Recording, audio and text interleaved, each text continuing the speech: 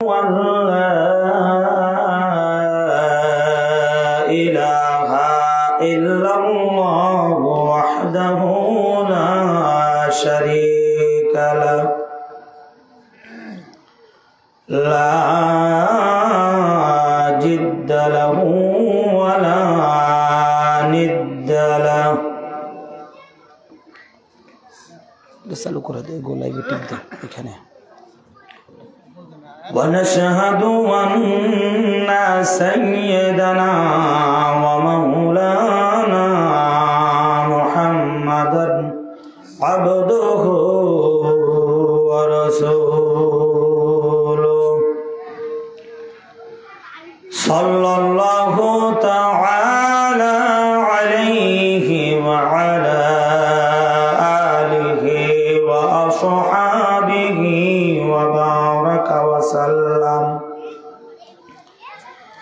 وبارك وسلم تسليما كثيرا كثيرا الذي أرسله بالحق بشيرا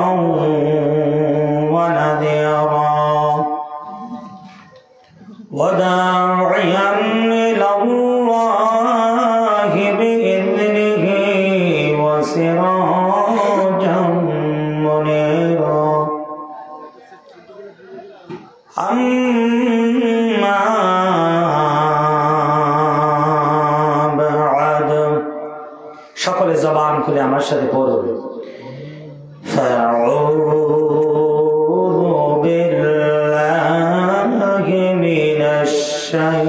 الشيطان الرجيم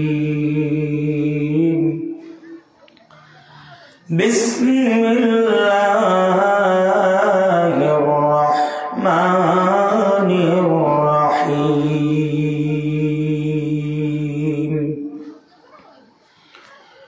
يا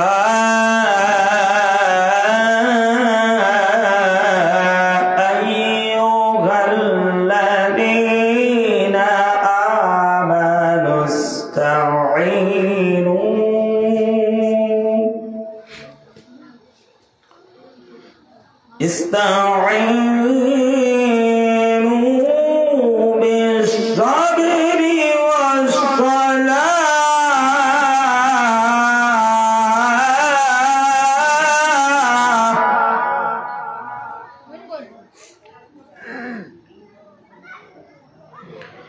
إن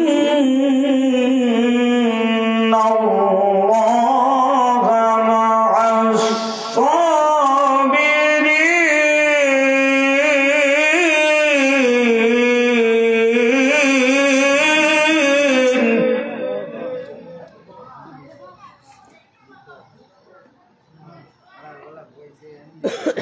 صدق الله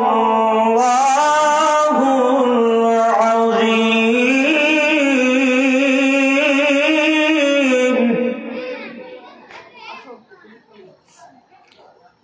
وقد جاء في الحديث الشريف قال النبي صلى الله عليه وسلم الصلاة مفتاح الجنة.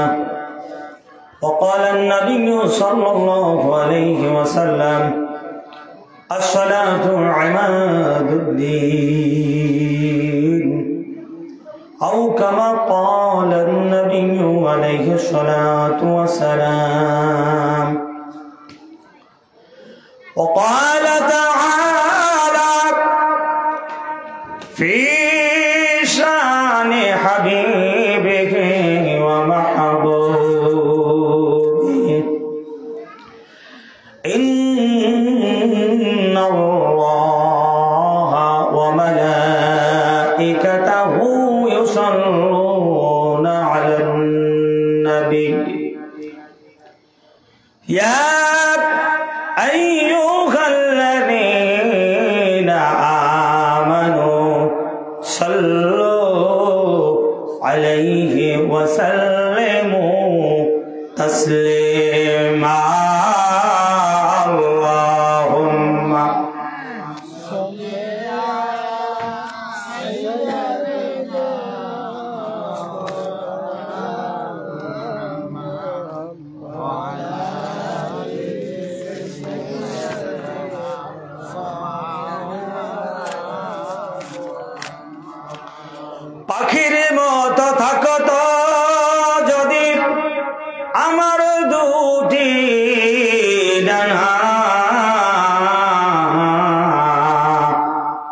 মনের খুশিতে উড়িয়া যাইতাম ওই যে সোনার মদিনা। আল্লাহুম্মা জোরে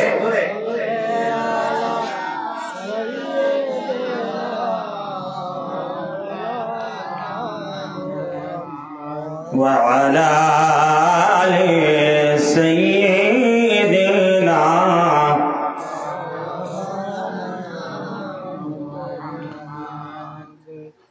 এই দুনিয়া পরে রবে, আমরা একদিন থাকব না, ঠিক কিনা বলেন? এই দুনিয়া পরে রবে, আমরা একদিন থাকব না। ধন দৌলত রয়ে যাবে, কোনো কাজে আসবে না। আল্লাহুম্মা সাল্লি আলা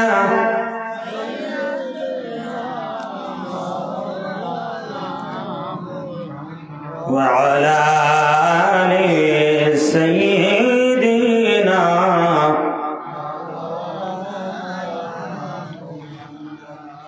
সাল্লাল্লাহু আলাইহি ওয়াসাল্লাম। লা ইলাহা ইল্লাল্লাহ, লা ইলাহা ইল্লাল্লাহ, লা ইলাহা, লা ইলাহা, লা ইলাহা,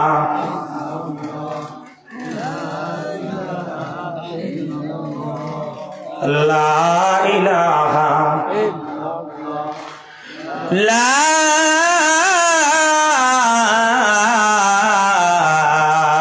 ইলাহা ইল্লাল্লাহু মুহাম্মাদুর রাসূলুল্লাহ সাল্লাল্লাহু আলাইহি ওয়াসাল্লাম। মুসিবত না পাই যদি, মুসিবত না পাই যদি, করুণা তোমার কবরে হাসরে কি হবে আমার, কবরে হাসরে কি হবে আমার। মুসিবতে আল্লাহ ছাড়া আমাদের কোনো উপায় আছে? কথা বললেন না যে আছে? ইমানদারদের, মুসলমানদের আল্লাহ ছাড়া এই পৃথিবীতে আর কেউই। মুসিবত না পাই যদি, মুসিবত না পাই যদি, করুণা তোমার কবরে হাসরে কি হবে আমার, কবরে হাসরে কি হবে আমার। আছি গো ডুবে আমি পাপেরি সাগরে, না জানি কি হবে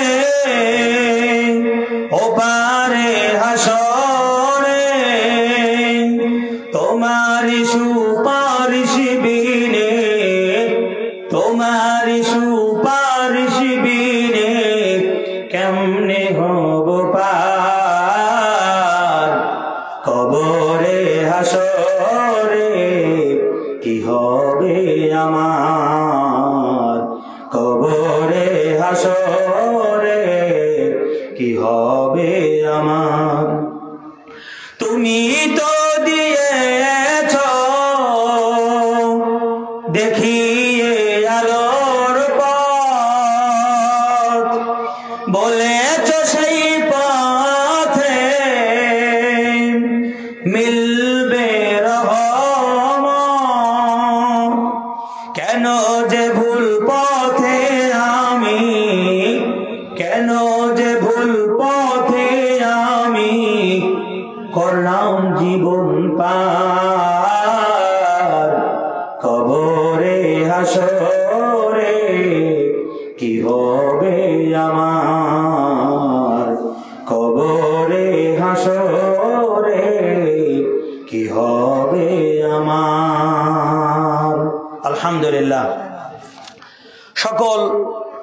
বুজুর্গানের রুহের মাগফিরাত উপলক্ষে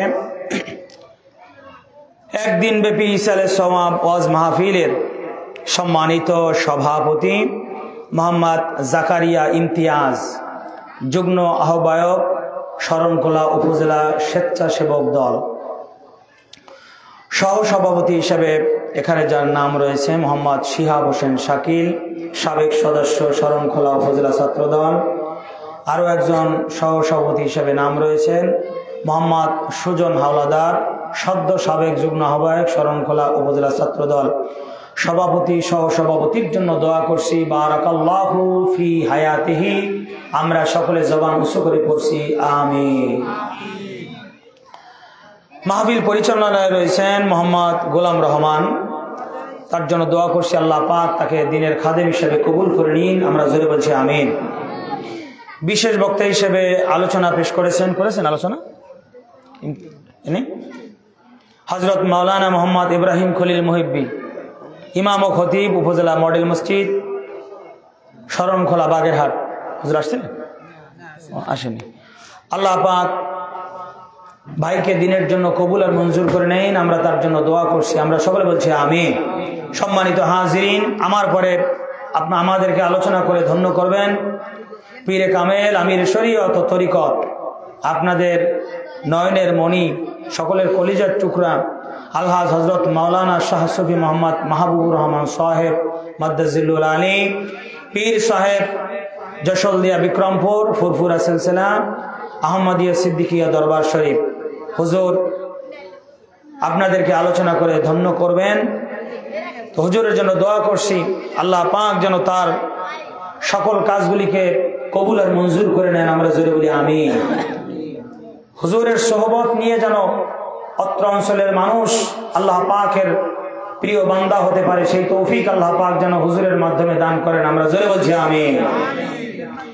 সম্মানিত হাজিরিন, আমার আলোচনার বিষয় নির্ধারণ করে দেওয়া হয়েছে, বিষয় দেওয়া হয়েছে তিনটা: নামাজ, যাকাত ও পর্দা। একটা বিষয়ে যদি কথা বলতে যাই তাহলে অর্ধেক রাত লেগে যাবে, তো বাকি দুইটা তো রয়েই যাবে। তো আমরা তিনটা বিষয়ই যতটুকু না হলেই নয় সময়ের মধ্যে আমরা আলোচনা করার চেষ্টা করব ইনশাআল্লাহ তাআলা। আল্লাহ পাক যেন নামাজ, যাকাত এবং পর্দা এই তিনটা বিষয়ের উপরে আলোচনা শুনে যেন আমল করে আল্লাহ পাকের এক গোলাম হয়ে যেতে পারি। আরো জোরে বলেন আমিন। সম্মানিত হাজিরিন, অত্র এলাকার দোকানদার ভাইদের দৃষ্টি আকর্ষণ করে বলবো, এলাকার যে সমস্ত ভাইরা বাড়িতে বসে আছেন তাদের দৃষ্টি আকর্ষণ করে বলবো, মা বোনদের দৃষ্টি আকর্ষণ করে বলবো, আপনারা যে যেখানেই আছেন না কেন, আজকের এই ইসালে সওয়াব মাহফিলকে প্রাধান্য দিয়ে হাতের কাজকে সংক্ষিপ্ত করে, বেচাকিনাকে সংক্ষিপ্ত করে আপনারা অনতি বিলম্বী পুরুষ মানুষ যারা আছেন ময়দানে চলে আসুন। আর মা বোনেরা যারা আছেন, এই পাশে কথা হচ্ছে বন্ধ করতে হবে। মা বোনেরা যারা আছেন আপনারা হাতের কাজ সংক্ষিপ্ত করে আপনারও আলোচনা শোনার জন্য প্রস্তুতি নিয়ে নেন।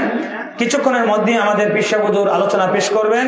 তো তার আগে আমি আমার নির্ধারিত বিষয়ের উপরে কিছু আলোচনা করব। আল্লাহ পাক বক্তা শ্রোতা সবাইকে যেন কবুল আর মঞ্জুর করেন। আমরা জোরে বলি আমিন। সম্মানিত হাজিরিন, আমরা একটা দামি জায়গায় এসে বসেছি, একথা আমরা সবাই জানি। এই পৃথিবীর ভিতরে সবচাইতে নিকৃষ্ট জায়গা কোনটা বলেন তো দেখি? বাজার। আর সবচাইতে শ্রেষ্ঠতম জায়গা কোনটা বলেন তো? মসজিদ। আর যেখানে কোরআন হাদিসের আলোচনা হয় সেটাকেও রাসূল করিম সাল্লাল্লাহু আলাইহি সাল্লাম জান্নাতের বাগান বলেছেন। কম বেশি আমরা জানি। তবে পৃথিবীর ভিতরে সবচাইতে শ্রেষ্ঠতম জায়গা হচ্ছে ওইটা যেখানে আপনার নবী, আমার নবী রওজায়ে আতহারে শুয়ে আছে। আল্লাহু আকবার। সৌদি আরব থেকে আরবিতে পত্রিকা ছাপা হয়েছে, সেখানে এক ছোট্ট একটা ঘটনা উল্লেখ করা হয়েছে। ঘটনাটা হলো এমন, বাংলাদেশের একজন হাজি গিয়েছে হজ করার জন্য। এখানে হাজি সাহেব দুইজন আছেন, কেউ আছেন ওমরা করেছেন অথবা হজ করেছেন? একজনও নাই। যাক, হয়তো আসবে, আশা রাখি ইনশাআল্লাহ তাআলা। তো হাজি সাহেব সৌদি আরব একজন লোকের সঙ্গে, ওই দেশের অধিবাসীর সঙ্গে গল্পে মত্ত হলেন। হাজী সাহেব আরবি বোঝেন, আলেম মানুষ। তো হাজী সাহেব বাংলাদেশি মানুষ, সে সৌদি আরবের ওই লোকটার সাথে গল্প করতেছে যে, হে সৌদিয়ান, তুমি কি জানো আমি এসেছি বাংলাদেশ থেকে। আমার দেশে সুজলা সফলা শস্য শ্যামলা সুনিবিড় ছায়া ঘেরা সুন্দর পরিবেশ, রাস্তাঘাটও সুন্দর। আমার দেশে আছে বড় বড় নদী, এবং আমার দেশে একটা দুইটা না, তোমার দেশে ঋতু হলো একটা, আমার দেশে ঋতু হলো কয়টা? 6টা। 6টা ঋতুর দেশ বাংলাদেশ। এমনকি সুজলা সফলা শস্য শ্যামলা সুনিবিড় ছায়া ঘেরা ডিজিটাল বাংলাদেশ। এইবার সৌদিয়ান বলতেছে, বাংলাদেশি ভাই সবই তো শুনলাম, তোমার দেশ পৃথিবীর সেরা দেশ, যদিও আমার দেশ তোমার দেশের মতো না, কিন্তু বাংলাদেশি ভাই তুমি কি জানো না, তুমি কি জানো না আমার দেশে তোমার দেশের মতো হয়তো বা গাছপালা তরুলতা সুজলা সফলা শস্য শ্যামলা নয়, রাস্তাঘাট তোমার দেশের মতো নয়, এত সুন্দর নয়, তোমার দেশের মতো বড় বড় নদী হয়তো বা আমার দেশে নাই, কিন্তু কথা হলো আমার দেশে যে নবীজির রওজা আছে, বাংলাদেশি ভাই বলো তোমার দেশে কি আমার দেশের নবীর মতো আর একটা রওজা আছে নাকি? আমার বন্ধুগণ, বাংলাদেশি ভাইয়ের মুখটা আস্তে করে বন্ধ হয়ে গেল, আস্তে করে চুপ হয়ে গেল। আমার বন্ধুগণ, নবীজির রওজার যেখানে নবীজি আমার শায়িত অবস্থায় আছেন, তাম পৃথিবী যদি এক পাল্লায় তুলে দেওয়া হয়, আর রাসূলুল্লাহর রওজা শরীফের ধুলি কণাগুলি যদি আর এক পাল্লায় তুলে দেওয়া হয়, তারপরেও রাসূলুল্লাহর রওজার আশেপাশের ধুলি কণার সমপরিমাণ সারা পৃথিবীর দাম হবে না। আল্লাহু আকবার। আমার বন্ধুগণ, নবীজির শানে সবার আগে আমরা দুরূদ পড়েছি। মনে রাখবেন মুসলমান, নবীর দুরূদ ছাড়া কোনো মুমিন পরকালে পার পাওয়ার কোনো সুযোগ নাই। আল্লাহ রাব্বুল আলামিন আপনাকে আমাকে বোঝাচ্ছেন, জগৎবাসীরা তোমরা ভালো করে বোঝো, আমি আমার নবীর উপরে দরুদ পড়াকে নামাজের মধ্যে বিধান করে দিয়েছি। কেউ যদি নামাজের ভিতরে রুকু ঠিক মতো করে, সেজদা ঠিক মতো করে, সূরা কেরাত সুন্দর করে পড়ে, কিন্তু শেষ বৈঠকে গিয়া যদি কোন বান্দা বান্দি দুরূদ শরীফ না পড়ে, তার নামাজ আল্লাহ রাব্বুল আলামিন কবুল আর মঞ্জুর করবেন না। আল্লাহু আকবার। সুতরাং আমার মূল আলোচনায় ঢোকার আগেই যেই কথাটা আমি আপনাদের কাছে স্পষ্ট করে দিতে চাই, সেটা হলো নবীর শানে যখন দুরূদ পড়ব, অন্তরের ভক্তি মহব্বত সবটুকুন ভালোবাসা নিয়ে আদায় করব। আল্লাহু আকবার। আরেকবার দুরূদ শরীফ পড়ি, আল্লাহুম্মা জোরে সাইয়্যিদিনা মাওলানা মুহাম্মদ ওয়া আলা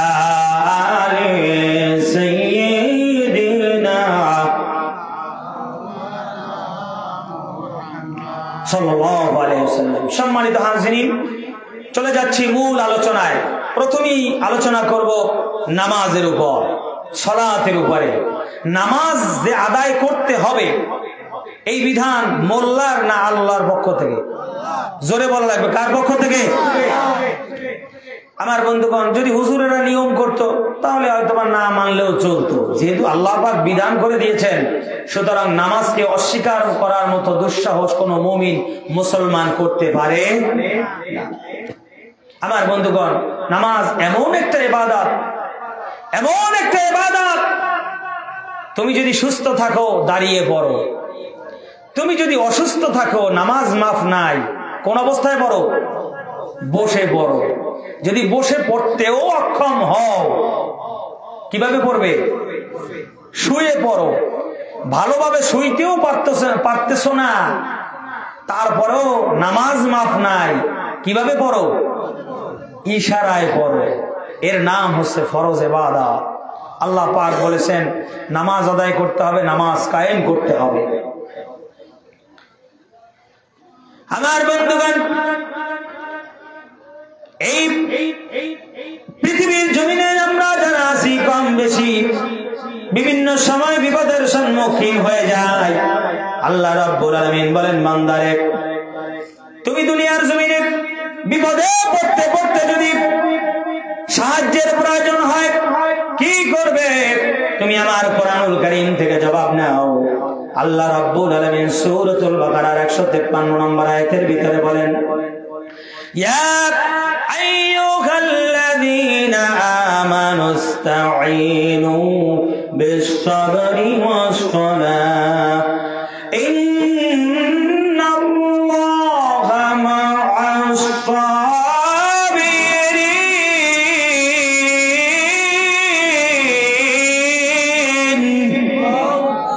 আল্লাহ রাব্বুল আলামিন বলেন, এই ইমানদারেরা, দুনিয়ার জমিনে চলতে ফিরতে উঠতে বসতে যদি তোমরা কোনো কারণে কোনো সময় যদি বিপদের সম্মুখীন হয়ে যাও, আমি আল্লাহর কাছে সাহায্য চাও। কার কাছে সাহায্য চাইব? আর এরা কথা বলে না কেন? কার কাছে সাহায্য চাইব? না বাবার কাছে? আল্লাহর কাছে সাহায্য চাইব। হে রব, তুমি আমাকে সাহায্য করো। আল্লাহ রাব্বুল আলামিন জানায় দেন, সাহায্য চাইলেই তো পাওয়া যাবে না। দুটি জিনিসের মাধ্যমে সাহায্য চাও, দুটো জিনিসের মাধ্যমে সাহায্য চাও। এক নম্বরে আল্লাহ পাক বলেন, বান্দা বিপদে পড়ে গেছো, সবার আগে ধৈর্য ধারণ করো। ধৈর্য ধরো। কথাকার? জোরে বলেন, ঠাস ঠাস কথা বলেন, সময় কম, চলে যাবো। কথাকার? ধৈর্য। অধৈর্য হলে পরে বিপদ থেকে মুক্তি পাওয়া যাবে না। ঘরে আগুন লাগছে, বিপদ না সুখ? মনে হয় যেন সুখ। ঘরে বিপদ, ঘরে আগুন লাগছে, বিপদ। এখন যদি দেখি একেবারে অধৈর্য হয়ে একেবারে বেহুশ হয়ে পড়েন, কাজ হবে? দুই বদনা এক বদনা পানি দিলে না কাজ হবে? ঠিক কিনা বলেন?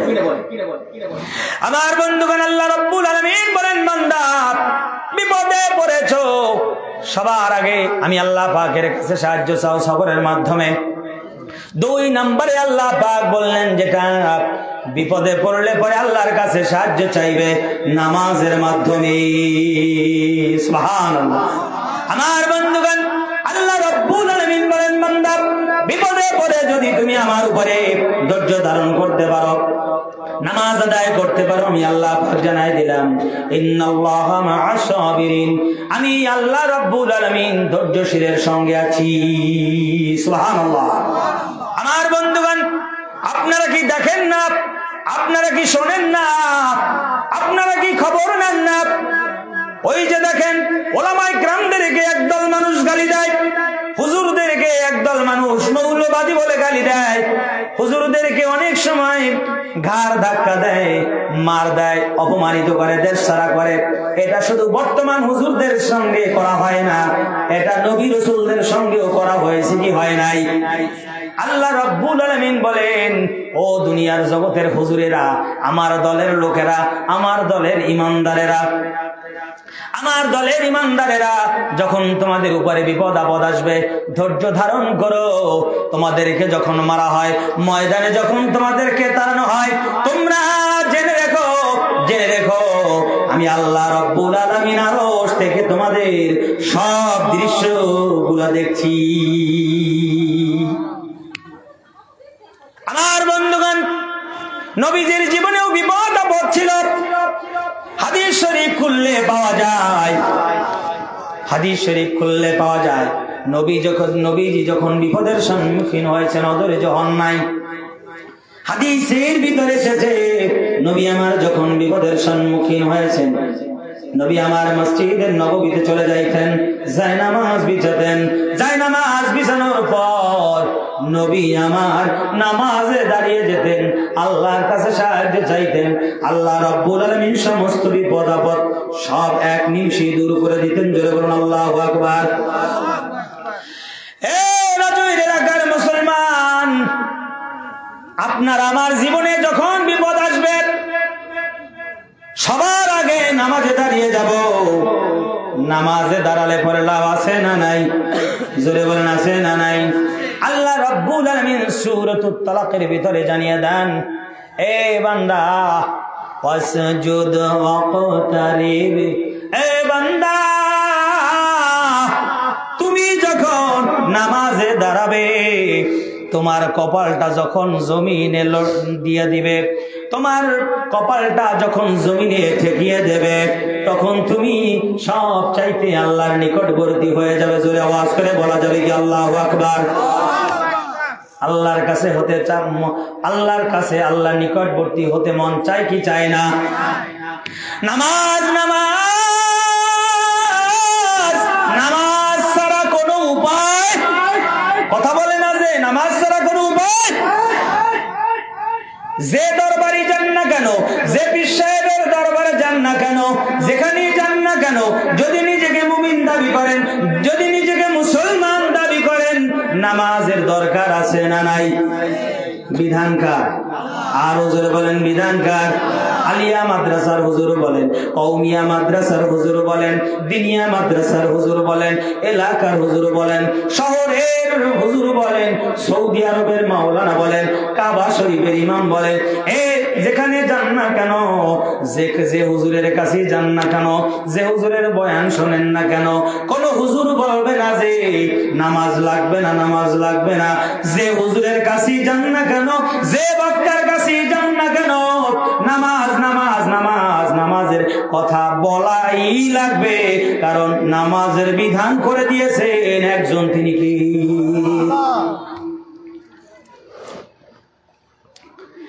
আমার বন্ধুগণ, আমার মা বোনেরা, একটু মনোযোগ দিয়ে শোনেন, নির্ধারিত বিষয়ের উপর কথা বলে বিদায় হয়ে যাব।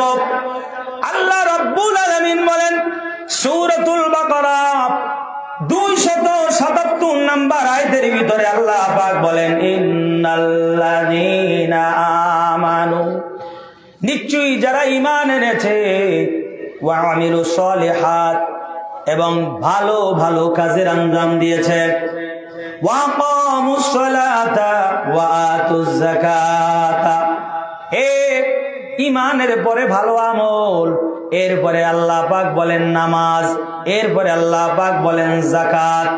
এগুলি যারা ঠিকঠাক মতো দেবে, তার মানে হলো ঈমান আনবে, ভালো কাজ করবে, নামাজ পড়বে, যাকাত ফরজ হলে পরে যাকাত দিয়া দেবে।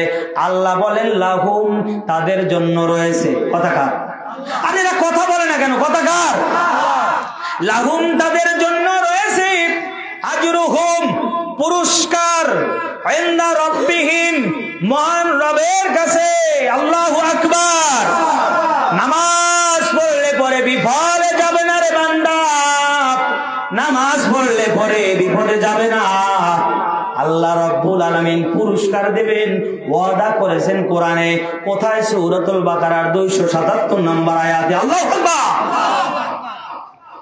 মনে করেছেন ফজরের সময় ঠান্ডা পানি দিয়ে উযু করি, আরে কষ্ট করলে পুরস্কার আছে না নাই? নামাজ এমন ইবাদত, গভীর ঘুমে বান্দা পড়ে গেছে, আরামের ঘুমে বান্দা পড়ে আছে। ইতিমধ্যে মুয়াজ্জিন সাহেব আযান দিয়ে দিয়েছে, আসসালাতু খায়রুম মিনান নাওম। মুমিন বান্দা বলে, আমার আল্লাহর ডাক দেওয়া হয়েছে, আর ঘুমানোর সময় নাই। যতই ল্যাব গরম হোক না কেন, যতই কম্বল গরম হোক না কেন, ও ওঠ, এ বান্দা ঘুমিয়ে থাকিস না। নিজের বিবেকের তাড়নায় উঠিয়া ওই ঠান্ডা পানি দিয়া হলেও বান্দা উযু করে নামাজ আদায় করে। নামাজ আদায় করার পর বান্দা এইবার নিজের কাজে ব্যস্ত হয়ে যায়। কেউ বা মাঠে, কেউ বা বাজারে, কেউ বা ঘরের মধ্যে, কেউ বা আঙিনায়। কাজ করতে করতে বান্দা যখন হাঁপিয়ে যায়, আরো কিছু কাজ আছে, এমন সময় জোহরের আযান মুয়াজ্জিন দিয়া দেয়, নিজের বিবেকের তাড়নায় দৌড়ায়, আল্লাহর হুকুম পালন করার জন্য তড়িঘড়ি করে ওযু করে, গোসল করে, কাজ একদিকে ফেলে রেখে নামাজ আদায় করে। জোহরের নামাজ আদায় করার পরে আবার দুনিয়াবি কাজে লিপ্ত হয়ে যায়। কাজ শেষ না হতে কাজটার থেকে পৃথক হয়ে আবার আসরের নামাজ পড়ে, বান্দার কাজ শেষ হতে না হতে আবার মাগরিবের আজান হয়ে যায়, আবার মাগরিবের নামাজ আদায় করে, মাগরিবের আজান আদায় করার পর আবার একটু চা নাস্তা খাইতে না খাইতে আবার এশার আজান দিয়া দেয়। কতটা ব্যস্তময় জীবন, তারপরেও আবার নামাজ ঠিকঠাক মতো আদায় করে।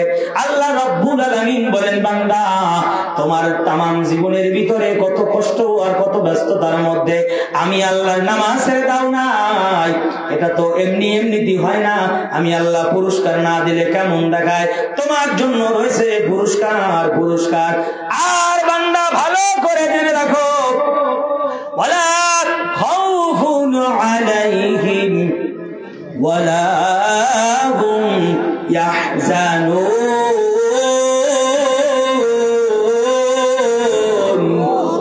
বান্দারে ভালো করে জেনে রাখো, তোমার কোনো ভয় নাই, তোমার কোনো টেনশনও নাই। কথাকার বান্দা, কবর বড় মুসিবতের ঘর। এ বান্দা, কবরে কোনো সাথী নাই, কোনো বাকি নাই। কিন্তু বান্দা, তোমার আমলে যদি নামাজ থাকে, তারপরেও বান্দা কবরে কোনো টেনশন নাই, কোনো চিন্তা নাই।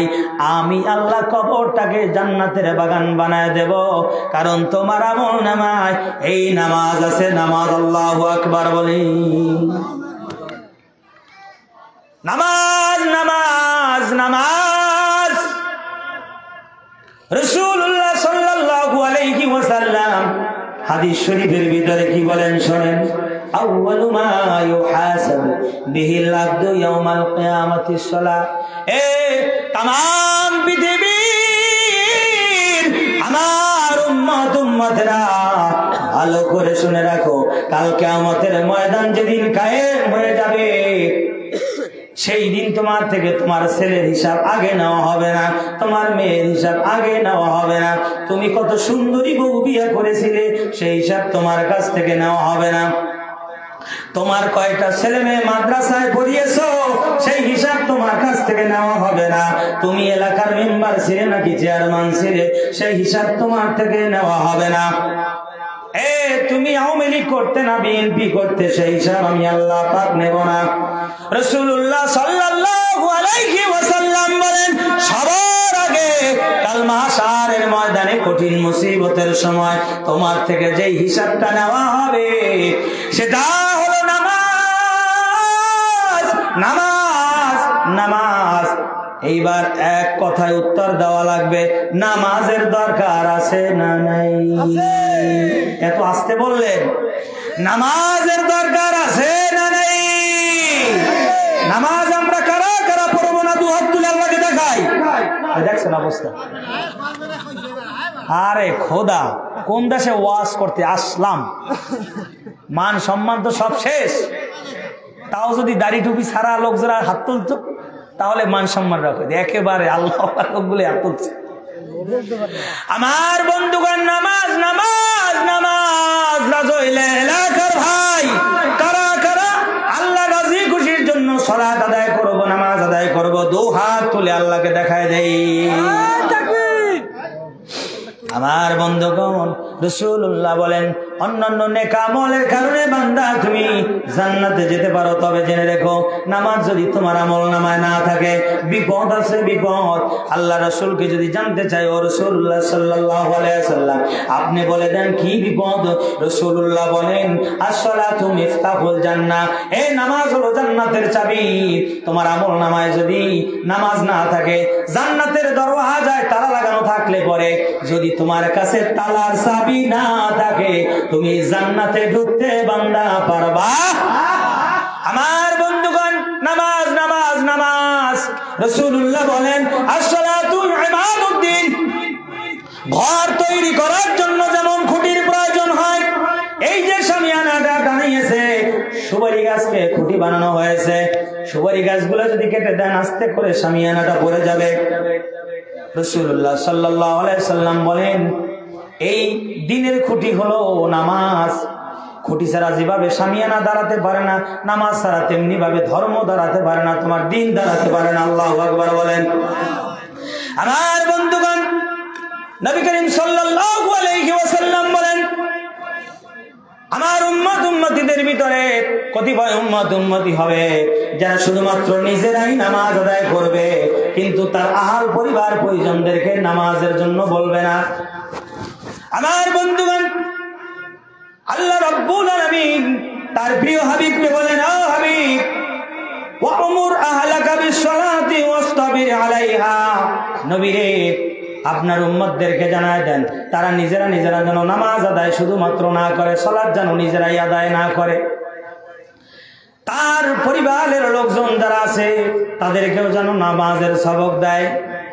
আমার বন্ধুগণ, এখানে আমরা যারা আছি আমরা প্রত্যেকেই নামাজ পড়ি, কিন্তু আপনার আমার ফ্যামিলির ভিতরে কেউ যদি নামাজ আদায় না করে থাকে, আপনার ছেলে যদি নামাজ আদায় না করে থাকে, আপনার মেয়ে যদি নামাজ আদায় না করে থাকে, আপনার বিবি সাহেব, আপনার নাতি, আপনার পুতি যদি নামাজ না আদায় করে, আপনি একা নামাজ আদায় করে জান্নাতে যেতে পারবেন? নামাজের সবক দাও, নামাজের সবক দাও। নবী করিম সাল্লাল্লাহু আলাইহি ওয়াসাল্লাম বলেছেন, মুরু আওলাদাকুম বিসসালাহ ওয়া হুম আবনাউ সাব'i সিনিন। আমার উম্মত উম্মতির দল, তোমাদের ছেলে সন্তান মেয়ে সন্তান যখন 7 বছর বয়সে উপনীত হবে, নামাজের আদেশ দাও, নামাজের আদেশ দাও। ডাকো সন্তানকে, ডাকো, ডেকে বলো, হে আমার সন্তান, নামাজ আদায় করা লাগবে, কারণ নামাজের হুকুম করেছেন কে? সবাই তো বলে না, নামাজের হুকুম আদায় করেছেন কে? আল্লাহ পাক নামাজের হুকুম দিয়েছে। সন্তান, নামাজ আদায় না করলে পরে পরকালে নাজাত পাওয়া যাবে না, কবরে, আসরে, মিজানে, পুলসিরাতে কোন জায়গায় ছাড় পাওয়া যাবে না। ও সন্তান, নামাজ আদায় করতে হবে। 7 বছর বয়সে উপনীত হলে পরে এই নামাজের সবক দিয়া দেন, নামাজের রস করেন।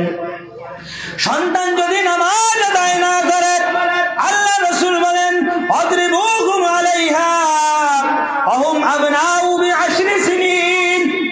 সন্তান যখন 10 বছর বয়সে উপনীত হয়ে যাবে, যদি এরপর সন্তান নামাজ না আদায় করে, রাসূলুল্লাহ বলেন, আদরিবুহুম, তাকে প্রহার করো, প্রহার করো। প্রহার বোঝেননি কি? ছুরি নিয়ে জবাই দেওয়া। মুরব্বী তো আবার বেকায়দার মুরব্বী আছে কিছু, হ্যাঁ, যে নামাজ যেহেতু পড়বি না, আল্লাহর হুকুম তাই জবাই করে দিই।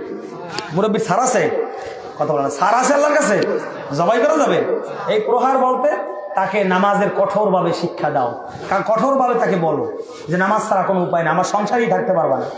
কিন্তু কিছু মুরব্বী আছে, আরে সোনামণি, ফজরের সময় ডেকে উঠাবো, এরকমের মায়া দেখায়, দয়া দেখায়, জানে না যে ছেলের পায়ে মেয়ের পায়ে নিজেই কুড়াল মারতেছে।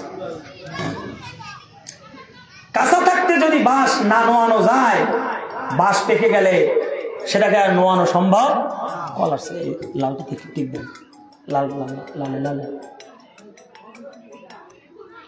আমার বন্ধুগণ, নামাজ না আদায় করলে পরে সন্তান জাহান্নামের আগুনে জ্বলবে।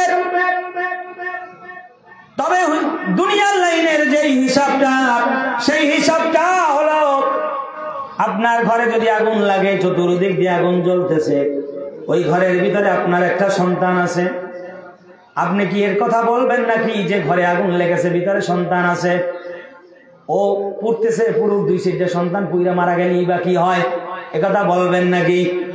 না না না, এই কথা তো আপনি আমি বলবো না, এই কথা তো আপনি আমি বলবো না। যদি ঘরে আগুন লেগে যায়, আগুন, আর যদি ওই ঘরের মধ্যে সন্তান থাকে, ওই সন্তানকে বাঁচানোর জন্য পৃথিবীর সমস্ত চেষ্টা আপনি করবেন কিনা বলেন? কিন্তু আপনি যেই সন্তান নামাজ আদায় করলো না, সেই সন্তানকে আপনি ঘুমে দেখে আপনি মসজিদে চলে গেলেন, আপনি তো ওকে আগুনে জ্বালানোর মধ্যে রেখে দিয়ে মনে হয় যেন চলে গেলেন। না না না, যে কোনো মূল্যে সন্তানকে নামাজের সবক দেওয়া লাগবে, নামাজি বানানো লাগবে। এ বাবা, এ নানা, এ দাদা, আপনার নাতি, আপনার সন্তান যদি নামাজি হয়, ওর লাভ আছে তো আছে, আপনারও তো অনেক লাভ আছে। আপনি তো দুনিয়া থেকে কবর জগতে চলে যাবেন। আপনি যেই দিন চলে যাবেন, নাতিকে ছেলে সন্তানকে যদি নামাজি বানায় যেতে পারেন, নামাজের পরে আপনার জন্য দোয়া করবে, আল্লাহ তুমি আমার বাবাকে জাহান্নাম নয় বরং জান্নাত দিয়া দাও। আমার রব, তুমি আমার নানাকে মাফ করে দাও, তাকে জান্নাতের মেহমান বানায় দাও। আমার দাদাকে আল্লাহ তুমি জাহান্নাম নয় বরং জান্নাতি বানায় দাও। এই জন্য বাবাকে বলে যায়, নানাকে বলে যায়, দাদাকে বলে যায়, নামাজের দীক্ষা দেন, নামাজের শিক্ষা দেন, নামাজের শিক্ষা দেন। আল্লাহ পাক যেন আমাদের সমস্ত ফ্যামিলিকে নামাজের জন্য কবুল করে নেন, বলেন আমিন। আরো জোরে বলেন আমিন। আমার বন্ধুগণ, নামাজ কেমন আমল? নামাজের যখন আজান হয়ে যাইতো, আপনার নবী, আমার নবী, নবী কুলের সম্রাট মুহাম্মদুর রাসূলুল্লাহ সাল্লাল্লাহু আলাইহি ওয়াসাল্লামের চেহারাটার ভিতরে লাল বর্ণ হয়ে যাইত। হযরত আয়েশা সিদ্দিকা রাদিয়াল্লাহু তাআলা আনহা বলেন, দুনিয়ার মানুষেরা যখন নামাজের সময় হতো, আমার রসুল তিনি এমন অবস্থা হয়ে যাইত, রসুল মনে হয় যেন আমাদেরকে চিনতেনি না,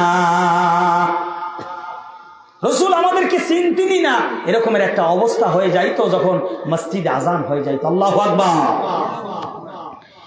আমার এলাকার মুসলমান, নামাজ নামাজ নামাজ নামাজ ছাড়া কোনো উপায় নাই, উপায় নাই। নামাজ যে অবস্থায় থাকেন না কেন আদায় করাই লাগবে। হুকুমকার, জোরে বলেন হুকুমকার। আমার বন্ধুগণ, আল্লাহ রাব্বুল আলামিন বলেন, যদি বান্দা ঠিকঠাক মতো নামাজ আদায় করে, ওই বান্দা কোনোদিন সুদ খাইতে পারে না, ওই বান্দা কোনোদিন ঘুষ খাইতে পারে না, নামাজি বান্দা কোনোদিন বেপরদা হতে পারে না, নামাজি বান্দা কোনোদিন মিথ্যা কথা বলতে পারে না, নামাজি বান্দা কোনোদিন খাদ্যে ভেজাল দিতে পারে না, নামাজি দোকানদার কোনোদিন মাপে কম দিতে পারে না, নামাজি বান্দা কোনোদিন মানুষের সঙ্গে গোস্তাকি করতে পারে না, মানুষের সঙ্গে ছলছাতুরি করতে পারে না, মানুষের গীবত করতে পারে না। যেই মহিলারা নামাজ আদায় করে স্বামীর সঙ্গে মুখে মুখে তর্ক করতে পারে, যদি সে প্রকৃত নামাজি, আমার কথা নয়, আল্লাহ রাব্বুল আলামিন নিজেই বলেছেন, ইন্নাস সালাতা তানহা আনিল ফাহশাই ওয়াল মুনকার। আল্লাহু আকবার। আল্লাহ রাব্বুল আলামিন বলেন, ও বান্দা, তোমার নামাজ যদি ঠিক হয়ে যায়, তোমার নামাজ যদি ঠিক হয়ে যায়, তোমার থেকে সমস্ত অশ্লীল এবং খারাপ কাজ চিরতরে বিদায় হয়ে যাবে। কথাটা আরো জোরে বলেন কথাটা। কিন্তু আমরা দেখি নামাজও পড়ে সুদও খায়, আমরা দেখি নামাজ পড়ে আবার যাকাতও দেয় না, আমরা দেখি নামাজও পড়ে আবার দেখি বাজারে বেপরদা হয়ে মহিলারা ঘোরে, দেখি নামাজ পড়ে আবার স্বামীর সঙ্গে তর্ক করে, নামাজ পড়ে আবার এলাকার মুসল্লিদের সঙ্গে ঝগড়াও করে, মাপে কম দেয়, খাদ্যে ভেজাল দেয়, আবার ভোট দেওয়ার সময় যারে দেওয়ার তারে না দিয়ে আরেকজনে দেয়, অথচ সে নামাজই আছে না নাই। তার মানে হলো বান্দার নামাজ পড়ে ঠিকই, আদায় করে ঠিকই, নামাজ কাঙ্ক্ষিত মানের নামাজ হয়। আমার বন্ধুগণ, এখনো যারা এই এলাকার মুসলমানেরা বাড়িতে বসে আছেন, কিছুক্ষণ পরে আমাদের সম্মানিত বিশ্বাস হুজুর আলোচনার জন্য উঠবেন। বড় ময়দান সাজানো হয়েছে, ময়দান এখনো বলে এই ময়দানে আরো লোক উপস্থিত হবে কি হবে না, এই এলাকায় আরো লোক আছে কি আছে না, কিন্তু এখনো উপস্থিত হচ্ছে না। আমি আপনাদের দৃষ্টি আকর্ষণ করে বলি, ভাই, আগামীকাল এই জায়গায় আর এই আয়োজন আর হবে না, হবে নাকি বলেন? আপনাকে আর করজোর অনুরোধ করে রাখা হবে না। এই জন্য আসেন, দ্রুত ময়দানে চলে আসেন, দুটো কথা কোরআন হাদিস থেকে শুনে যান।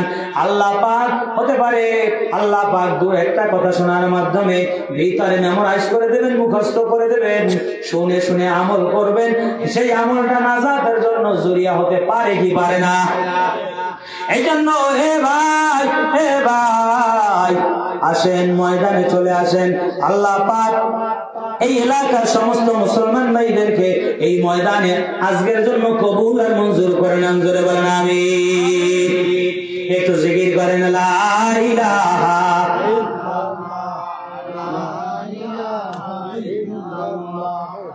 লা ইলাহা পানি পানি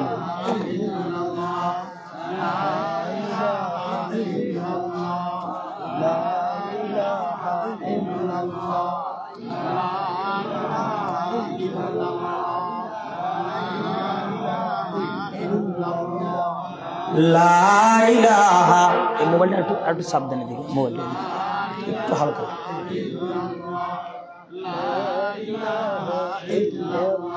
লা ইলাহা ইল্লাল্লাহ লা ইলাহা ইল্লাল্লাহ মুহাম্মাদুর রাসূলুল্লাহ সাল্লাল্লাহু আলাইহি ওয়াসাল্লাম। আমার বন্ধুগণ, নামাজ আদায় করতে হবে একনিষ্ঠতার সাথে। অনেকেই তো নামাজ আদায় করে আবার দোকানের হিসাব মিলায়, অনেকেই তো আবার বাড়ির হিসাব মিলায়, আবার অনেকেই তো নামাজের মধ্যে দুনিয়াবি চিন্তা করে, নামাজের পরে কোথায় যাবে, কি করবে না করবে এটা হিসাব করে। আবার অনেকে নামাজে দাঁড়িয়ে মসজিদের ঘড়িতে কয়টা বাজে এটা দেখে, এদিক সেদিকে তাকায়, মাসালা বলে দিয়ে যায়। ভাই নামাজের সময় এদিক সেদিকে তাকানো জায়েজ? কথা বলেন জায়েজ?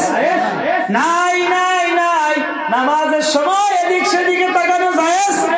কোথায় তাকাবেন? চোখ বুঝে থাকবেন না, না না, চোখ বুঝে থাকবেন না। নামাজের সময় যেখানে যখন দাঁড়িয়ে থাকবেন, যেখানে সেজদা দেবেন ওখানেই চোখ রাখবেন। আল্লাহু আকবার। মনের ভিতরে দুনিয়াবি চিন্তা ঢুকাবেন না, মনে করবেন যে আমি আল্লাহর সামনে দাঁড়িয়েছি, আমি আল্লাহকে দেখি। রাসূলুল্লাহ বলেন তুমি যদি নামাজে দাঁড়িয়ে আল্লাহকে দেখতে না পাও, তাহলে মনে করবা আল্লাহ রাব্বুল আলামিন তোমাকে দেখছেন। আনতা আবুদাল্লাহ কাআন্নাকা তারাহু ওয়া ইল্লাম তাকুন তারাহু ফাইন্নাহু ইয়ারাক। জোরে আওয়াজ করে বলেন আল্লাহু আকবার। এ বান্দা, তুমি নামাজে দাঁড়াবে, মনে করবে যে তুমি আল্লাহকে দেখতেছো। যদি তুমি আল্লাহকে দেখতে না পাও, তাহলে মনে করবে যে আল্লাহ তোমাকে দেখতেছেন। এই জ্ঞান আর খেয়াল নিয়ে নামাজ আদায় করবে, তাহলে সেই নামাজই তোমাকে সমস্ত খারাপ কাজ থেকে ফিরায় রাখবে।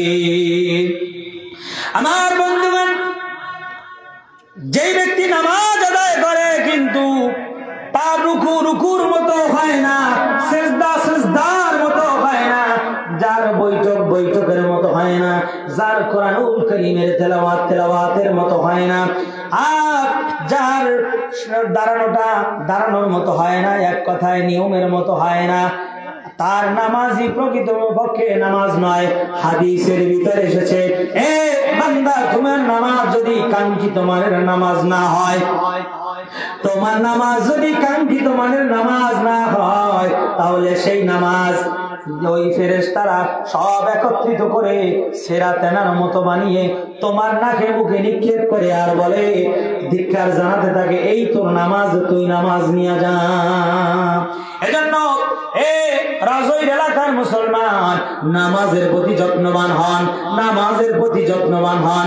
সূরাতুল মুমিনুনের প্রথমেই আল্লাহ পাক জানিয়ে দেন, এই গোলামেরা, জান্নাতের মালিক হবে তো তারা যারা নিজেদের নামাজের প্রতি যত্নবান। রুকুটাকে রুকুর মতো করে, সিজদাটাকে সিজদার মতো করে, তাসবিহ তাহলিল যেভাবে পড়া দরকার সেভাবে পড়ে। জোরে আওয়াজ করে বলা যাবে কি আল্লাহু আকবার? আমার নবী কুলের সম্রাট মুহাম্মদুর রাসূলুল্লাহ রাসূলুল্লাহ বলেন সাল্লাল্লাহু আলাইহি ওয়াসাল্লাম বলেন, পৃথিবীর ভিতরে সবচাইতে বড় চোর কে জানো? তো সাহাবায়ে কেরামগণ বলেন, ইয়া রাসূলুল্লাহ, ইয়া হাবিবাল্লাহ, আপনি বলে দেন। রাসূল বলেন, যে ব্যক্তি নামাজের ভিতরে চুরি করে সেই হলো প্রকৃত চোর, বড় চোর। আল্লাহ রাসূলের কাছে জানতে চাইলেন নামাজের ভিতরে আবার কিভাবে চুরি করা হয়। রাসূলুল্লাহ বলেন, রুকু সিজদা যে ঠিকমতো করে না সেই হলো নামাজ চোর। বলেছেন মুহাম্মাদুর রাসূলুল্লাহ সাল্লাল্লাহু আলাইহি ওয়াসাল্লাম। আমার বন্ধুগণ, তিনটা বিষয় দেওয়া হয়েছে। সময় এতটা আমি পাবো না। আমার বন্ধুগণ, আপনাদেরকে বলে যাই, নামাজের প্রতি যত্নবান হন। আল্লাহ রাব্বুল আলামিন বলেছেন, নামাজ আদায় না করলে আমার জাহান্নামে যেতে হবে। আবার সূরাতুল মাউনের ভিতরে আল্লাহ রাব্বুল আলামিন ডেকে ডেকে বলেন, নামাজ পড়লে আবার একদল জাহান্নামে যাবে। আল্লাহর ভাষাটা কেমন আপনাদেরকে শোনা যায়। আল্লাহ রাব্বুল আলামিন বলেন, হে বান্দা, ফাওয়াইলুল লিল মুসাল্লিন আল্লাযীনা হুম আন সালাতিহিম সাহুন।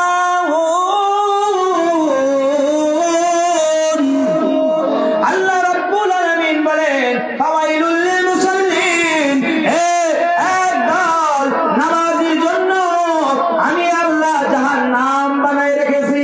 আল্লাহকে যদি প্রশ্ন করি, ও রব, সেই নামাজি কারা নামাজ আদায় করার পরেও জাহান্নামে যাবে?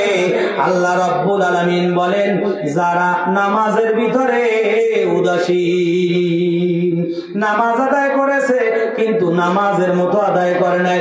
আমি আল্লাহ যেভাবে নিয়ম করে দিয়েছি, রাসূলুল্লাহ যেভাবে নামাজ আদায় করেছেন, সেভাবে যারাই নামাজ আদায় না করবে তাদের জন্যই আমি আল্লাহ পাক বলে দিলাম, এই সমস্ত নামাজীদের জন্য রয়েছে জাহান্নাম। কথা কার? জোরে বলেন, কথা কার? আমার বন্ধুগণ, নামাজ নামাজ নামাজ নামাজ ছাড়া আপনার আমার জীবনে কোনো উপায় নাই। উপায় কবরে, নাই উপায় হাসরে, নাই উপায় মিজানে, নাই উপায় পলসিরাতে। সব জায়গায় ধরা, সব জায়গায় ধরা খেয়ে যাবো যদি নামাজ না থাকে। আমার বন্ধুগণ, আল্লাহ রাব্বুল আলামিন নিজেই বলে দিয়েছেন, হে বান্দা, হাফিজু আলা সালাত, নামাজের প্রতি যত্নবান হও, নামাজের প্রতি যত্নবান হও। নামাজের প্রতি যদি যত্নবান না হও, নামাজের প্রতি যত্নবান হও।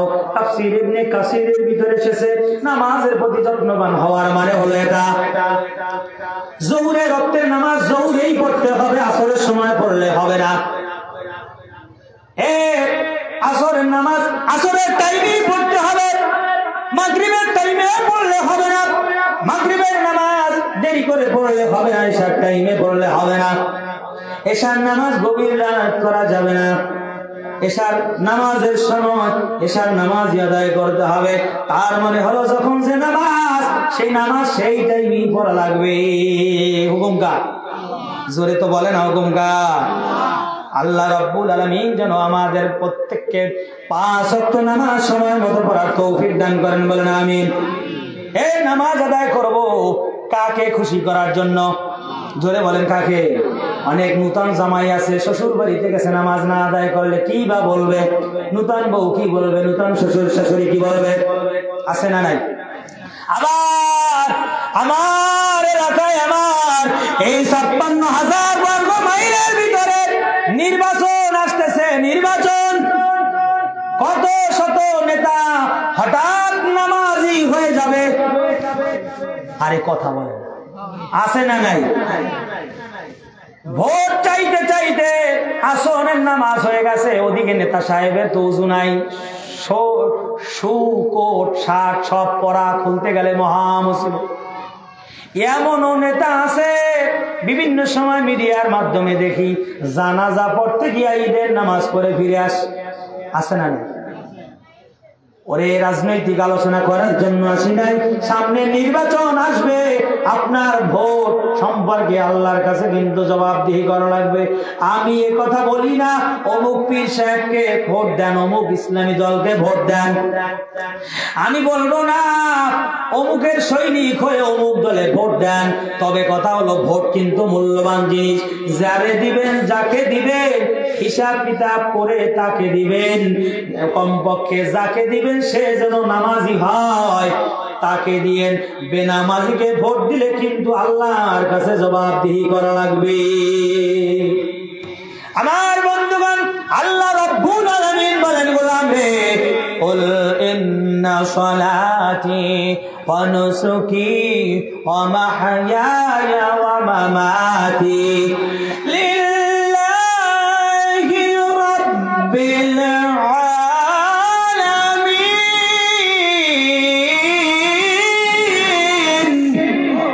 একটু জোরে তাও বলবেন আল্লাহু আকবার। পিছনের ভাইরা বলেন আল্লাহু আকবার।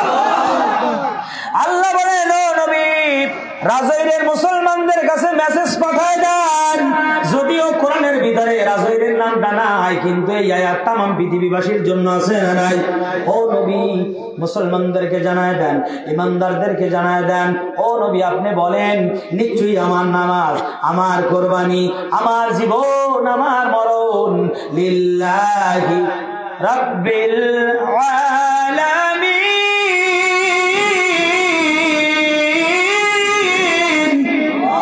আল্লাহ রাব্বুল আলামিন বলেন, নবী জানায় দেন, সব কিছু হবে একজনের জন্য, তিনি কে? এ জবান খুলে আল্লাহর নাম নিতে কি কষ্ট হয় নাকি? জোরে বলেন, কে? নামাজ, নামাজ, নামাজ।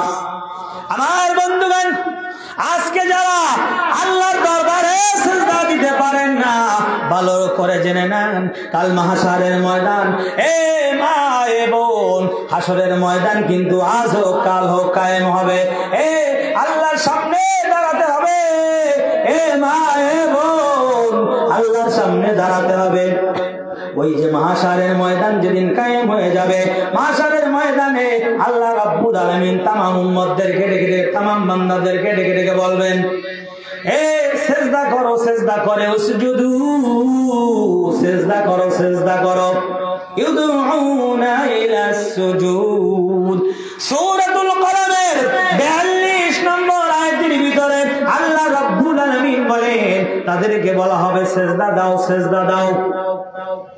ওই যে দেখেন না, যখন ছাত্র ছাত্রী আমরা আলিয়া মাদ্রাসায় ভর্তি নেই, কওমিয়া মাদ্রাসায় যখন ছেলেদেরকে ভর্তি করার জন্য নেয়, ইন্টারভিউ নেওয়া হয় কি হয় না? ইন্টারভিউ নেওয়া হয়। কয় কোন ক্লাসে ভর্তি হবা? বলে চতুর্থ শ্রেণীতে। তখন আমরা বলি যে আমি চতুর্থ শ্রেণীতে পড়ি, এটা বাংলায় লেখো, ইংরেজিতে লেখো। যেহেতু মাদ্রাসায় ভর্তি হতে এসেছো, একটু আরবিতেও লিখে দেখাও। ইন্টারভিউ নেই কি নেই না? এ আল্লাহ, হাসরের ময়দান যেদিন কায়েম হয়ে যাবে, রাজৈরের মুসলমান, এ মা বোনেরা কান লাগায় শোনেন, আল্লাহ রাব্বুল আলামিনের পক্ষ থেকে বলা হবে, এ বান্দা সিজদা করো, সিজদা করো। কাকে? সবাই তো বলে না, কাকে? না মাজারে। সেজদা কাকে করতে হবে? মাজারে। বাংলাদেশে সেজদা আছে না নাই? আরে কথা বলেন, আছে না নাই? আপনাদের জেলার নাম কি? তাও বলেন না। আপনার অন্য কোনো জেলার নাম নেওয়ার চিন্তা আছেন নাকি? নাকি এই জেলার নাম ঘুরে অন্যটা রাখবেন? দেশে তো কত কিছুই হচ্ছে। আরে কথা বলেন, হচ্ছে না?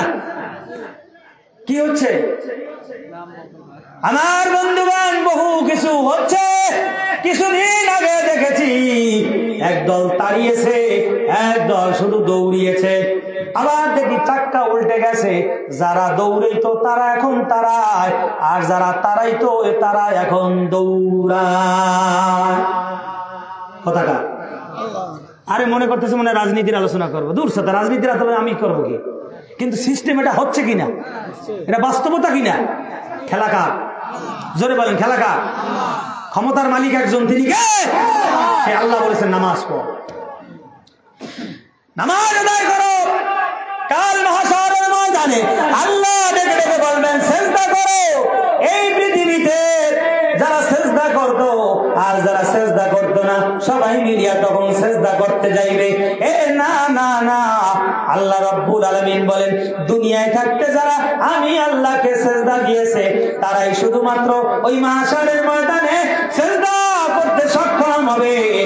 আর যারা দুনিয়ায় থাকতে নামাজ আদায় করে নাই, আমি আল্লাহকে সেজদা দেয় নাই, সে কোনদিন ওই মাহশারের ময়দানে সেজদা দিতে পারবে না। আল্লাহ রাব্বুল আলামিন বলেন ফালা ইয়াস্তাতিউন, ওরে সেজদা দিতে চাইবে শীত হয়ে পড়ে যাবে, সেজদা দিতে পারবে না। যারা সেজদা দিতে পারবে না তখন অবস্থা কি হবে? আল্লাহ রাব্বুল আলামিন পরবর্তী আয়াতের ভিতরে বলে দেন খাশিআতান আবসারুহুম তারহাকুহুম যিল্লাহ। জোরে আওয়াজ করে বলা যাবে কি আল্লাহু আকবার। লজ্জায় আর অপমানে চক্ষু অবনমিত হয়ে যাবে। কথাকার জোরে বলেন কথাকার। মানুষ কেন চিন্তা করো না, এই এলাকায় পীর সাহেব হুজুর এসেছেন, যদি আপনি বেনামাজি হয়ে যান হুজুরের হাতে যখন হাত দিবেন, হুজুর যদি জিজ্ঞাসা করে বাবা তুমি নামাজ পড়ো নাকি, লজ্জা পাবেন কি পাবেন না? যদি আপনি নামাজ আদায় না করি থাকেন লজ্জা পাবেন। আবার অনেকে ভয়ে তো সামনেই যায় না, না জানি হুজুর জিজ্ঞাসা করে ফেলেন যে নামাজ আদায় করছি কিনা। যদি আপনি না আদায় করে রাখেন, বেনামাজিদের অন্তরে কিন্তু ভয়, হুজুর যদি জিজ্ঞাসা করে দূরে দূরে থাকে। দুনিয়ার লাইনে পীর সাহেব হুজুরের সামনে যাইতে যদি বেনামাজির লজ্জা লাগে, পীর সাহেবের যিনি রব, যিনি রাজাদিরাজ, সব ক্ষমতার অধিকারী আল্লাহ, সেই আল্লাহর সামনে কি করে নামাজ না আদায় করে দাঁড়াবেন, এতটুকু চিন্তা করার দরকার আছে না নাই? আমার বন্ধুগণ, নামাজ না আদায় করলে জান্নাতে যাওয়ার কোনো সুযোগ নাই। আমার বন্ধুগণ, আল্লাহ রাব্বুল আলামিন সূরাতুল মুদ্দাসসিরের 42 নম্বর আয়াত থেকে কি বলেন শোনেন। আল্লাহ রাব্বুল আলামিন বলেন একদল মানুষ জান্নাতে চলে যাবে আর একদল মানুষ জাহান্নামে চলে যাবে। জাহান্নামীরা জান্নাতীদেরকে জিজ্ঞাসা করবে, জান্নাতীরা একই এলাকায় থাকতাম, একই বাজার থেকে বাজার করতাম, কেউ কেউ বলবে একই দোকান থেকে বাজার সদাই খাইতাম, এই একই মসজিদে এক এলাকার মসজিদ একটাই ছিল, তুমিও বিএনপি করতাম আমিও বিএনপি করতাম। আবার কেউ বলবে তুমিও আওয়ামী লীগ করতাম আমিও আওয়ামী লীগ করতাম। কিন্তু কথা হলো জাহান্নামীদের একটা দল বলবে তোমরা তো জান্নাতে চলে গেছো, আমরা তো জাহান্নামী হয়ে গেলাম। জাহান্নামী হয়ে গেলাম কারণটা কি? জান্নাতীরা বলবে ও জাহান্নামীরা তোমরা কেন জাহান্নামে গেলে, একটু কারণটা বলে দাও, একই জায়গায় তো বসবাস করতাম। সেই দিন জাহান্নামীরা 4টা কারণ উল্লেখ করবে, জোরে বলা লাগবে কয়টা? জাহান্নামীরা বলবে আহারে একই জায়গায় থাকতাম, একই দেশের অধিবাসী ছিলাম, কিন্তু আমরা জাহান্নামে এসেছি। প্রথম নাম্বার কারণ হলো ক্বালু লাম নাকু মিনাল মুসাল্লিন।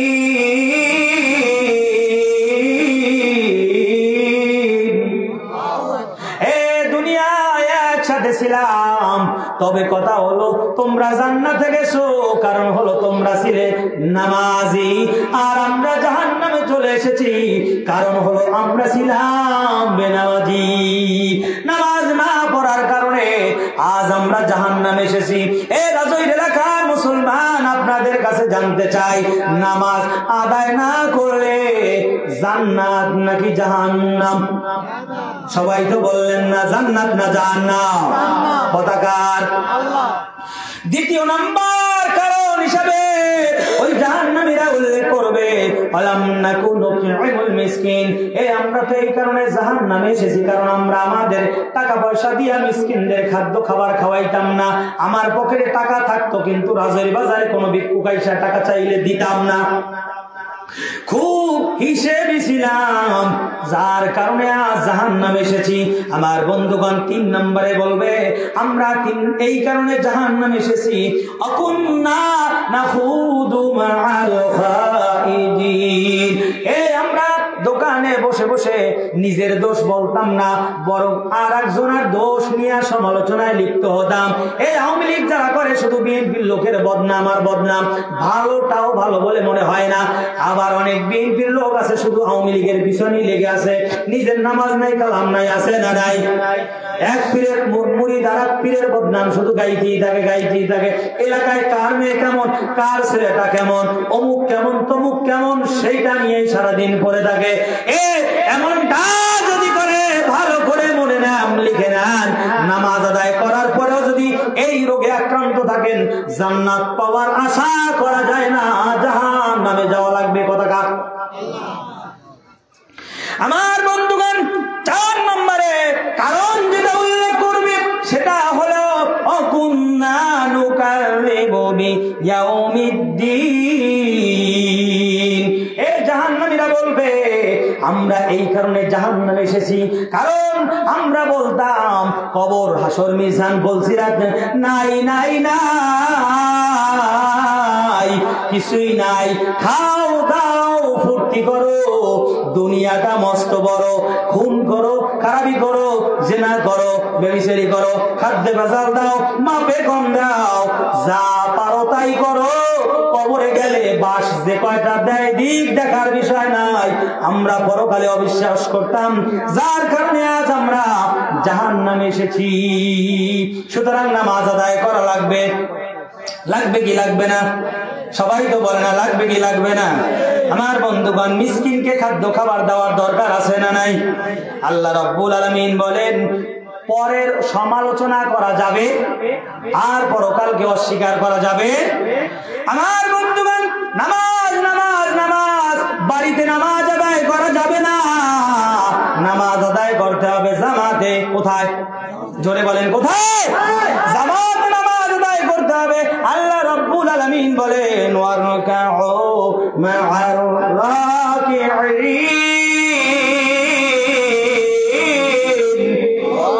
আল্লাহ রাব্বুল আলামিন বলেন বান্দা ঘরে বসে নামাজ আদায় করবে না, রুকুকারীদের সঙ্গে রুকু আদায় করবে। কথা একজনের, তিনি কে? আমার বন্ধুগণ নামাজের উপরে আর বেশি কথা বলা যাবে না, সময় কম। বন্ধু আল্লাহ রাব্বুল আলামিনের প্রিয় হাবিব মুহাম্মদুর রাসূলুল্লাহ সাল্লাল্লাহু আলাইহি ওয়াসাল্লাম যখন জীবনের অন্তিম কাল, ইন্তেকালের সময় যখন হয়ে গেল, তার প্রিয় নাতি হাসান হুসাইনের কথা বলেন নাই, তার প্রিয়তম স্ত্রী হযরত খাদিজাতুল কুবরা রাদিয়াল্লাহু তাআলা আনহার কথা বলেন নাই, ওরে মক্কা মদিনার কথা বলেন নাই, সম্পদের কথা বলে যান নাই। আমার বন্ধুগণ নবী যেই কথাটা বলেছেন সব আপনাদের জানা। বলেন তো দেখি কিসের কথা? নামাজ, সালাত সালাত সালাত। ও আমার উম্মত উম্মতিরা নামাজ ছেড়ে দিও না, সালাত ছেড়ে দিও না, নামাজ নামাজ নামাজ। নবী আমার অসুস্থ, নবী আমার অসুস্থ, শেষ জীবনে একেবারে শেষ লগ্নে দুনিয়া থেকে নবী বিদায় হয়ে যাবেন। দুনিয়ার পর্দা নিয়াতে ওই রওজায়ে আতারে সবুজ গম্বুজের নিচে নবী আমার মাকফুন হবেন, দাফন হবেন। সেই মুহূর্তে নবী অসুস্থ শরীর নিয়া সাহাবায়ে কেরামদের কাঁধে ভর করে করে ওই মসজিদে নববীতে গিয়া নামাজ আদায় করেছেন। জোরে জবান উঁচু করে বলা যাবে কি ইয়া রাসূলুল্লাহ? সবাই একটু বলেন আল্লাহু আকবার। আমার বন্ধুগণ যদিও নবীজির উম্মত আপনি আমি দাবি করি, তাহলে আজান যখন হয়ে যাবে আমরা ঘরে শুয়ে থাকবো না, কোথায় যাব? জোরে বলেন কোথায়? ইমাম সাহেবের সাথে সম্পর্ক রাখবেন, মুয়াজ্জিন সাহেবের সাথে সম্পর্ক রাখবেন, আযানের সময় হলে নামাজে চলে যাবেন। আল্লাহ রাব্বুল আলামিন যেন আমাদেরকে বেশি বেশি পরিমাণে মসজিদে গিয়ে নামাজ আদায় করার তৌফিক দান করেন, বলেন আমিন। আমার বন্ধুগণ, নবী আমার সাহাবায়ে কিরামদেরকে নিয়ে বসা, সাহাবায়ে কিরামদেরকে ডেকে ডেকে বললেন, ও সাহাবীরা, কথা বলে না কয় বল, পাতাগুলো ঝরঝর করে পড়ে গেল। নবী আমার বিন্দুগঞ্জে ডেকে ডেকে বলেন, ও সাহাবীরা, এই গাছটাকে নাড়া দেওয়ার পর যেমনি ভাবে সব পাতাগুলো ঝরে পড়ে গেল, আমার উম্মত উম্মতিরা কেউ যদি নামাজ আদায় করে আর আমলনামা থেকেও এই পাতার ন্যায় গুনাহগুলি ঝরে ঝরে পড়ে যায়। লা ইলাহা লা ইলাহা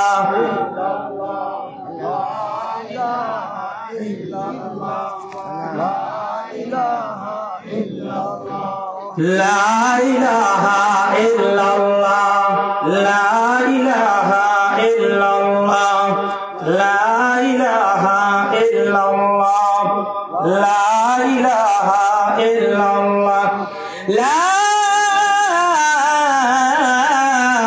ইলাহা ইল্লাল্লাহ মুহাম্মাদুর রাসূলুল্লাহ সাল্লাল্লাহু আলাইহি ওয়াসাল্লাম। এ ভাই, এতক্ষণ আলোচনা দ্বারা কি বুঝলাম? নামাজের দরকার নাই। আরে সবাই তো বলে না। এ রাজৈর এলাকার যুবক ভাইরা, ওই যে শোনেন না, 4 দিন আগে ওই যে আমাদের 90 রশি বাস স্ট্যান্ড থেকে একটু আপনাদের দিকে জিএমএস না একটা গাড়ির পরিবহন, ওরে কতগুলা লাশ হয়ে গেল।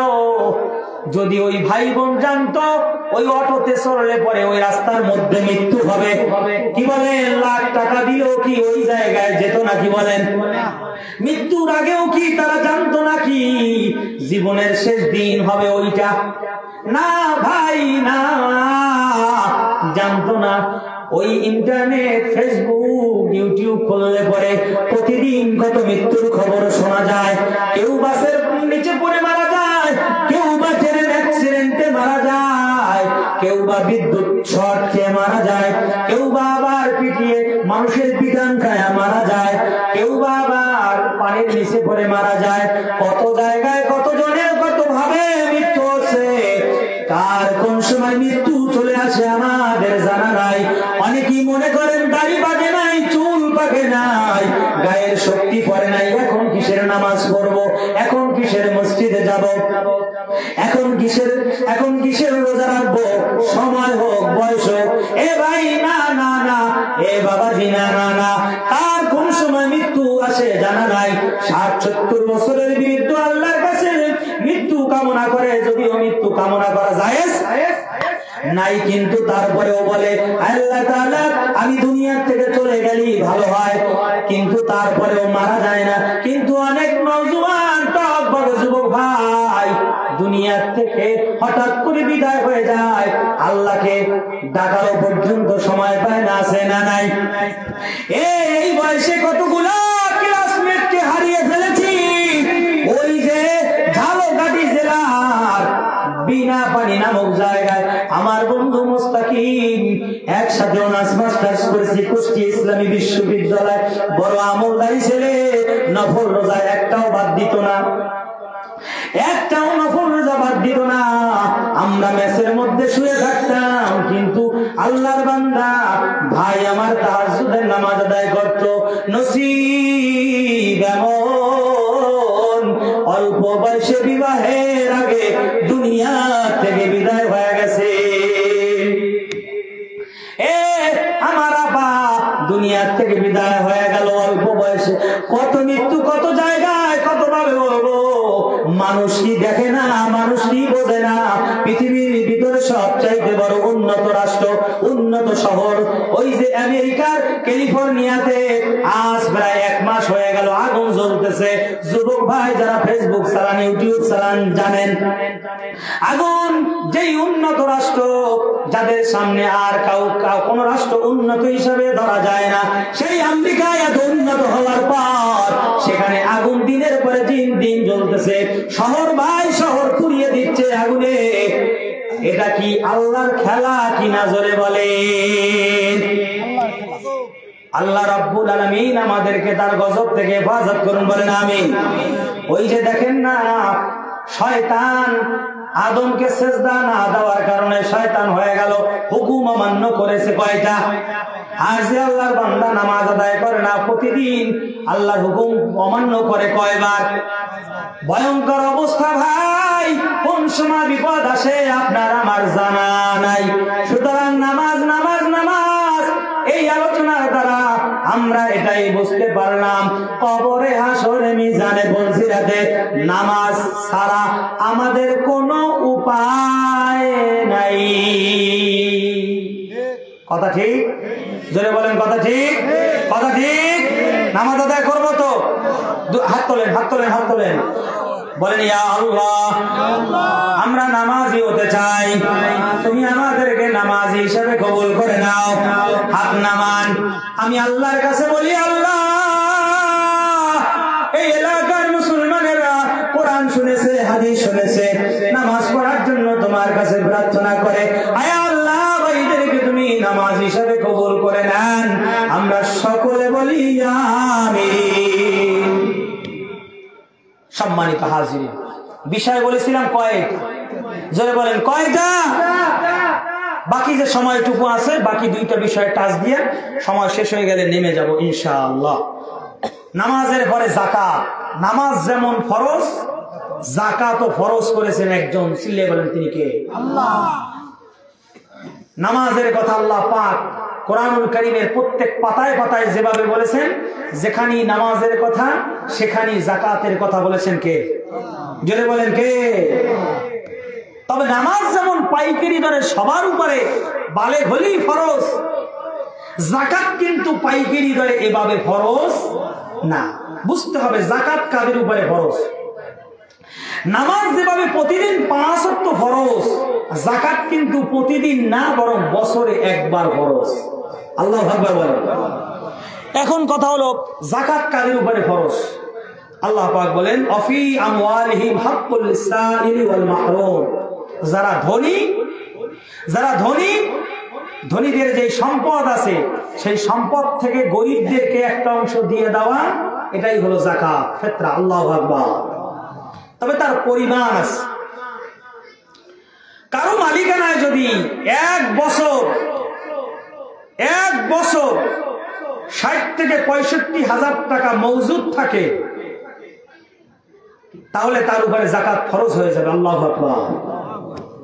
শুধু টাকা নয়, কারো মালিকানায় যদি স্বর্ণ থাকে 7.5 ভরি, আর এটা যদি 1 বছর হয়ে যায়, তাহলে এর উপরে যাকাত ফরজ হবে। কারো মালিকানা যদি 52 ভরি রৌপ্য থাকে, আর সেটার সময় যদি 1 বছর হয়, তাহলে তার উপরে যাকাত ফরজ হবে। এখন বলবেন হুজুর 7.5 ভরিও নাই, 52.5 ভরিও নাই, আর ওই 60-70,000 টাকাও 1 বছর থাকে না আমার কাছে, কিন্তু কিছু টাকা, কিছু স্বর্ণ, কিছু রৌপ্য আমার কাছে থাকে, এটার পরিমাণ, এটার সময় 1 বছর অতিবাহিত হয়, তাহলে বলবো ওই কিছু টাকা, কিছু স্বর্ণ, কিছু রৌপ্য মিলে যদি 60-65,000 সমপরিমাণ হয়, তার উপরে যাকাত ফরজ হয়ে যাবে। আল্লাহু আকবার। এগুলি মাসালাগত ব্যাপার, এগুলি আপনারা ইমাম সাহেবের কাছ থেকে শিখে নেবেন, কিংবা যদি তালিম হয় হুজুরদের কাছ থেকে শিখে নেবেন। সব ক্ষেত্রে সবটা বোঝানো সম্ভব নয়, আর যাদের টাকা পয়সা নাই এদের এই মাসালা জেনেও কোনো লাভ নাই। তবে চূড়ান্ত কথা হলো, যাকাত যদি কারো উপর ফরজ হয়, যদি না দেয় বিপদ আছে না নেই? জোরে বলেন আছে না নেই? আবার যাকাতের পাশাপাশি দানের কথাটাও বলে দিয়ে যায়। যাকাত হলো নির্দিষ্ট একটা পরিমাণ, ওই যে পরিমাণ বললাম 60-65,000 টাকা, এছাড়া যদি কারো কাছে অল্প কিছু থাকে, এখন আপনার কাছে ভিক্ষুক আসছে, ভাই আমি সকালবেলা কিছু খাই নাই, আপনি আমাকে কিছু দেন, দান করেন। আপনি যদি বলেন যে না আমার উপরে যাকাত খরচ হয় না, আমি তোমার কিছু দিতে পারবো না, কাজ হবে? দান কিন্তু পাইকারি দরে কম হোক বেশি হোক আপনাকে দান করতেই, কিন্তু যাকাত বিষয়টা হলো ভিন্ন। দানের ক্ষেত্রে ধরা বাঁধা নাই। আপনার পকেটে 5,000 টাকা আছে, সেখান থেকে 1,000 টাকাও দিলে দিতে পারেন, আর 5 টাকা দিলেও দিতে পারেন, সওয়াব আছে। কিন্তু যাকাত এরকমের নয়। যাকাত হচ্ছে নির্দিষ্ট পরিমাণ সম্পদ যখন হবে, সেটা নির্দিষ্ট পরিমাণ আবার আপনাকে দিয়ে দিতে হবে। 1 টাকা কম দিলে হবে। দানের বিষয়টা বলে দিয়ে যাই। নবী আমার তার প্রিয় সাহাবী হযরত বেলাল রাদিয়াল্লাহু তাআলা ওকে ডাকলেন। বেলাল হলেন এমন সাহাবী, যেই সাহাবীর ঠিক মতো জীবন পরিচালনা হতো না, টাকা পয়সা তেমন ছিল না। এই হলো রাসূলুল্লাহ সাহাবী বেলালের জীবন। আমার বন্ধুবান, তিনি হাফসি ছিলেন, গরিব ছিলেন, দেখতে অত বেশি সুন্দর ছিলেন না। এই হলো হযরতে বেলাল। নিজের গায়ে কিনে কিনে ভালো পোশাকটাও পর্যন্ত গায়ে দিতে পারতেন না।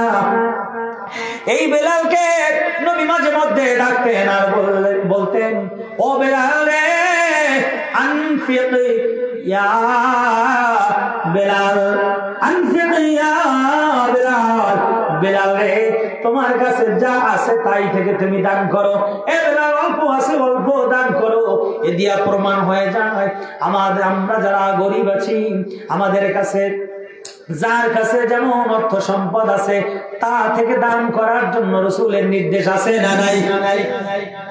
পকেটে 100 টাকা আছে, সেখান থেকে 5 টাকা দেন। 1000 টাকা আছে, সেখান থেকে 20 টাকা দেন, 10 টাকা দেন। এই আপনার পকেটে 5000 টাকা আছে, সেখান থেকে 100 টাকার নোট দান করেন। যার কাছে যেভাবে আছে সেভাবেই দান করা লাগবে, কোনোভাবে কৃপণতা করা যাবে? নবী আমার বলেন, আমার উম্মত উম্মতিরা, প্রত্যেকের সংসারে প্রত্যেকের ফ্যামিলির ভিতরে রোগ ব্যাধি আছে, বালা মুসিবত আছে, ছেলের অসুখ আছে, মেয়ের অসুখ আছে। খবরদার খবরদার, বালা মুসিবত থেকে যদি বাঁচতে চাও, আশফারাকাতু তারুদ্দুল বালা, বেশি পরিমাণে দান করো। দান করলে পরে তোমার ফ্যামিলির থেকে সমস্ত রোগ ব্যাধি দূর করে দেবেন একজন, তিনি কি? আমার বন্ধুগণ, এ মা এ বোন, ভালো করে জেনে নেন, আপনার কাছে যদি নির্ধারিত পরিমাণ যাকাতের অর্থ থাকে, এলাকার ধনী ভাইরা, আপনাদের কাছে যদি নির্ধারিত পরিমাণ যাকাতের অর্থ হয়ে যায়, অবশ্যই যাকাত দেওয়া লাগবে। কারণ যাকাত ফরজ করেছেন একজন, তিনি কে? আমার বন্ধুগণ বলবেন, হুজুর একটু আগে নামাজের কথা বলেছেন, নামাজ না হলে জান্নাতে যাওয়া যাবে না, এখন দিয়ে বলেন আবার যাকাতও লাগবে। হ্যাঁ লাগবে, কারণ 5টি জিনিসকে খরচ করেছেন একজন, তিনি কে? কেউ যদি বলে আমি নামাজ পড়বো, ভালো কথা, হুজুর নামাজের ওয়াজ করেন, কিন্তু আমার শরীরের ঘাম ঝরানো অর্থ দিয়ে আমি টাকা পয়সা ইনকাম করেছি, কেন আমি যাকাত দেব, কেন আমি দান করব? লিখে নাও রে বান্দা, লিখে নাও, শুধু নামাজ দিয়ে জান্নাত পাওয়া যাবে না। কেউ যদি নামাজ পড়ে, যাকাত ফরজ হওয়ার পরে যাকাত না দেয়, আল্লাহ রাব্বুল আলামিনের বক্তব্য অনুযায়ী সে জান্নাত পাবে? আমার বন্ধুগণ, আল্লাহ রাব্বুল আলামিন বলেন সূরাতুত তাওবার 34 এবং 35 নম্বর আয়াতের ভিতরে, আল্লাহ রাব্বুল আলামিন বলেন, আল্লাযীনা ইয়াকনিজুনাল যাহাবা ওয়াল ফিদ্দাতা ওয়ালা ইউনফিকুনাহা ফি সাবিলিল্লাহ।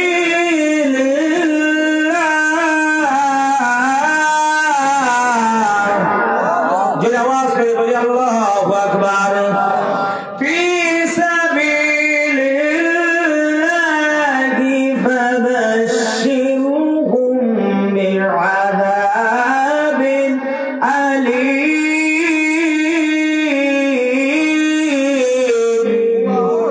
আল্লাহ রাব্বুল আলামিন বলেন, বান্দা ভালো করে আমার হুকুম জেনে নাও।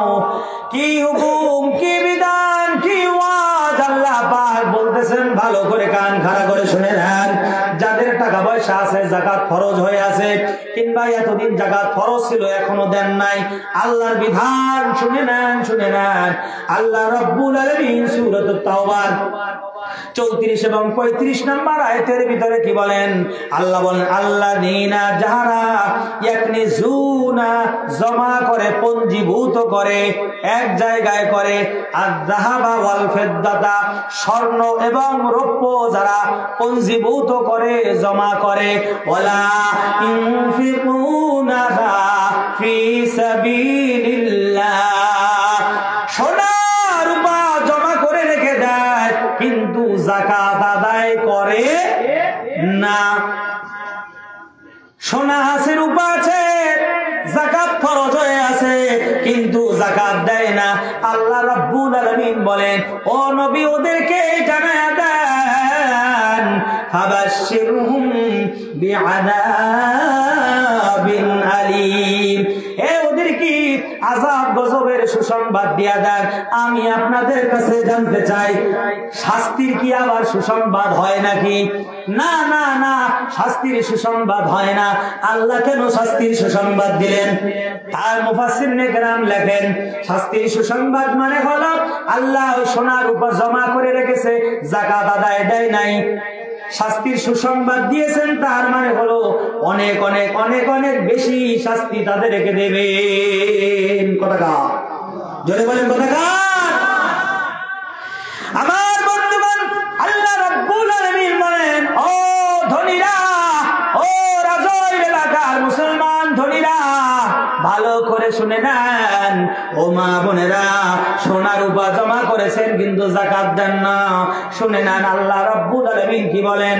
ইয়াউমা ইউহমা আলাইহা ফি নারি জাহান্নাম ফাতুকওয়া বিহা,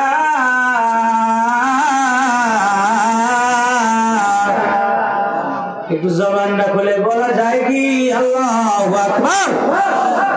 আমার বন্ধুগণ, আল্লাহ রাব্বুল আলামিন বলেন যারা সোনা রূপা জমা করেছে কিন্তু যাকাত দেয় না, আমার আল্লাহ পাক বলেন ওইটা কাল মাশারের ময়দানে জাহান্নামের আগুন দিয়া উত্তপ্ত করা হবে, উত্তপ্ত করা হবে, গরম করা হবে। গরম করা হবে কিসের আগুন দিয়া? আল্লাহ নিজেই বলতেছেন ফি নারে জাহান্নাম, এই জাহান্নামের আগুন দিয়া ওই সোনা রূপাগুলাকে উত্তপ্ত করা হবে, তাপ দেওয়া হবে।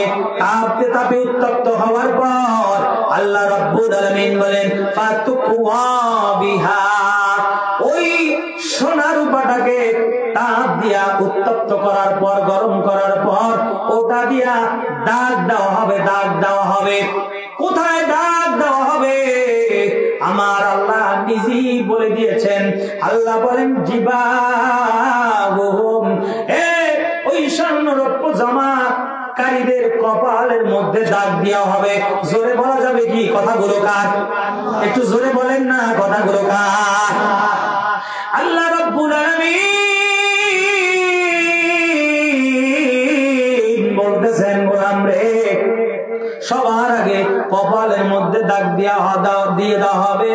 অজনুবুহুম, দুই দিকে দুই পার্শ্বে তাদেরকে ওই সোনার রূপাটাকে গরম করে ছাকা দিয়ে দেওয়া হবে, দাগ দিয়ে দেওয়া হবে। এরপরে বলা হয়েছে অজহুরুহুম, পিঠের মধ্যে দাগ দিয়ে দেওয়া হবে। আর বলা হবে হাযা মা কানাজতুম লিআনফুসিকুম, জোরে বলা যাবে কি আল্লাহু আকবার? আগুন দিয়া দাগ দেওয়া হবে, দাগ দেওয়া হবে। আর বলা হবে হাযা মা কানাজতুম, এই হলো তোমার সোনা, এই হলো তোমার রূপা, এই হলো তোমার অর্থ, এই হলো তোমার টাকা পয়সা যা নিজের জন্য ইনকাম করেছিলে, পঞ্জীভূত করে রেখেছিলে। কথাকার আমার বন্ধুগণ, আল্লাহ রাব্বুল আলামিন বলেন ফাযুকু মা কুনতুম তাকনিজুন। আল্লাহু আকবার। আল্লাহ রাব্বুল আলামিন বলেন বান্দারে, এখন জাহান্নামের মধ্যে আস্বাদন করো, আস্বাদন করো জাহান্নামের এই কঠিন আযাব আর গজব ভোগ করতে থাকো। এ ধনী ভাইরা, এ ধনী মা বোনেরা, যারা সোনা রূপা জমা করে রেখেছেন, যাকাত দেন না, এই সোনা রূপাটাই আপনাকে শাস্তি দেবে। আপনার শরীরের বিভিন্ন জায়গায় ছাকা দিয়া দেবে। ছাকা বোঝেন? ওই যে আগের কালে, ছোট কালে দেখেছি গরু দাগানোর জন্য ঘোষ আসতো, ঘোষ। আরে কথা বলে না মুরব্বীরা, ঘোষ আসতো, ঘোষ। এ জিব্বাটাকে টান দিয়া বের করে একটা রড গরম করে জিব্বায় ছাকা দিয়া যেত। এখন আর এই সিস্টেম নাই, বাদ হয়ে গেছে, ঠিক কিনা? এখন দেখ, আরে কথা বলে না। তাই ওই সময় যে কারণে এই ছাকা দিত, এখন মনে হয় সে কারণ নাই। কি কারণে দেয় না? কি হয় না? জিব্বের মধ্যে আগে কি হইতো? আরে গরু এসে এখানে কেউ বুঝতো না নাকি? কি কোথায় আসলাম আজকাল? জিব্বে আল হালাইতে কেমন? গরু ডিজিটাল হয়ে গেছে, জিব্বে আল পরে না? কইবে কিনা? আপনারা না করলে বলবে কে তাহলে? জি এক বয়সের ফলাফল বলবে কে?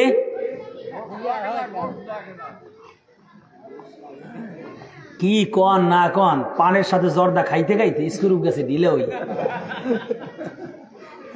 আগে তো সিজার লাগছে, তো সিজার লাগে। তা সিজারের লাগে গরু দাগের নিয়ে সম্পর্ক কি?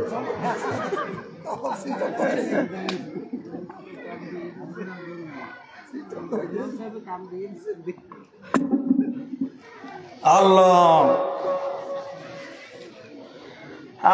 আমার বন্ধুগণ, সুতরাং আমার ধনী এলাকা, ধনী ভাইরা, এলাকার ভাইরা আমার, এই আযাব আর গজব, এই অপমান আমরা সইতে চাই না। যাদের ঘরে টাকা এভাবে থাকবে, যাদের সোনা রূপা আছে, দৌড়ে চলে যাবেন ইমাম সাহেব, আমার কাছে এই আছে, এই আছে, এইবার মাসালা দিয়া দেন, আমি কি যাকাত দেব কিনা? বিশ্বাস করুন মুসলমান, যাকাত দিলে সম্পদ কমে না, সম্পদের বরকত বাড়ায়া দেন দিনিকে। আল্লাহ রাব্বুল আলামিন আমাদের বোঝার তৌফিক দান করেন, বলেন আমিন। আরো জোরে বলেন আমিন। এলাকার ভাইরে, এখনো যারা বাড়িতে বসে আছেন, করজোর অনুরোধ করি, কিছুক্ষণের মধ্যে আমাদের সম্মানিত বিশ্বাস হুজুর চলে আসবেন। আমার দেওয়া নির্ধারিত সময় একেবারে শেষের দিকে। আসেন আসেন আসেন, এই ময়দানে আসবেন না, কোথায় আসবেন? কারণ উপায় নাই, উপায় নাই। মৃত্যু শেষে কিন্তু আপনাকে আমাকে এই লোকগুলাই জানাজা পড়াবে, কথা বলেন ঠিক কিনা? আমার বন্ধুগণ, যাকাত আমরা আদায় করব নির্ধারিত পন্থায়, নির্দিষ্ট পন্থায়। নিয়ম ছাড়া যেমন গাড়ি চলে না, নিয়ম ছাড়া যেমন মোবাইল চলে না, নিয়ম ছাড়া যেমনি ভাবে মাইক চলে না, ঠিক তেমনি ভাবে নিয়ম ছাড়া যাকাত আদায়ও চলে না। অনেকের যাকাত ফরজ হয়, যাকাত আসছে 10,000 টাকা, 2,000 টাকা একজনের দিয়েই বলে যাকাত আদায় হয়ে গেছে। না না, আবার বাংলাদেশে অসংখ্য মানুষ যাকাত আদায় করে লুঙ্গি দিয়া, শাড়ি কাপড় দিয়া। না রে বান্দা, না, শাড়ি লুঙ্গি দিয়া যাকাত আদায় হবে? খবরদার, খবরদার, আপনি যাকাতের নামে কোন ধরনের কৌতুক করবেন না। মনে রাখবেন, আল্লাহ যদি কাউকে ধরা দিয়ে দেয়, আল্লাহকে ফাঁকি দিয়ে আপনি আমি সামনে এক কদমও আগাতে পারবো? জোরে বলেন পারবো?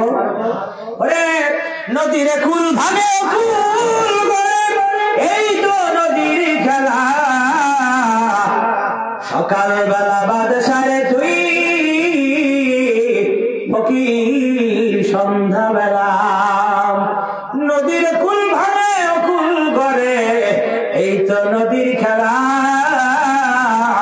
সকাল বেলা বাদশারে তুই ফকির সন্ধ্যাবেলা। সব গালাগার, আরো জোরে বলেন কথাকার। এই সোনার উপর জমা করে রেখে দিবেন, যাকাত দেবেন না। একটা আংটি যদি পুকুরে হারিয়ে যায়, একটা সেন যদি রাস্তার মধ্যে পড়ে যায়, বন্যায় ভাসায় নিয়ে যায়, কোন উপায় আছে নাকি? এই আল্লাহর ধরা বড় শক্ত ধরা। ওই পরকালে ধরা খাওয়ার আগে আপনাকে আমাকে সম্পদের যাকাত দিয়ে সম্পদ পবিত্র করার জন্য তৌফিক দান করেন। জোরে বলেন আমিন, আরো জোরে বলেন আমিন। আমার বন্ধুগণ, যাকাতের উপরে আর কথা বলতে চাই না। আপনারা যাকাতের মাসালা ইমাম সাহেবের কাছ থেকে জানবেন, উলামায়ে কেরামগণের কাছে জানবেন। বলবেন হুজুর ইমাম সাহেবের কাছে যাব না, আপনার কাছ থেকেই জানবো। যদি তাই হয় তাহলে মোবাইল নাম্বারে কল দিবেন, ইউটিউবে সার্চ দিয়ে মোবাইল নাম্বার বের করবেন, বড় বড় উলামায়ে কেরামগণকে। একজন না পাইলে লাইনে আর একজনের নাম্বার নিয়ে মাসালা জেনে যাকাত আদায় করবেন। তারপরেও ভাই পায়ে হাত দিয়া বলে যায়, কেউ যেন যাকাত ফরজ হওয়ার পরে যাকাত না দিয়া সময় না কাটায় কিংবা যাকাত আদায় করে না থাকে। আল্লাহ রাব্বুল আলামিন এই এলাকার সমস্ত ধনী ভাইদের এই জিনিসটা বোঝার জন্য তৌফিক দান করেন। যাকাতের মাসালা, যাকাতের বিষয়টা যেন মাথায় রেখে যাকাত দেওয়ার তৌফিক দান করেন। জোরে বলেন আমিন। একটু জিকির করেন লা ইলাহা লা ইলাহা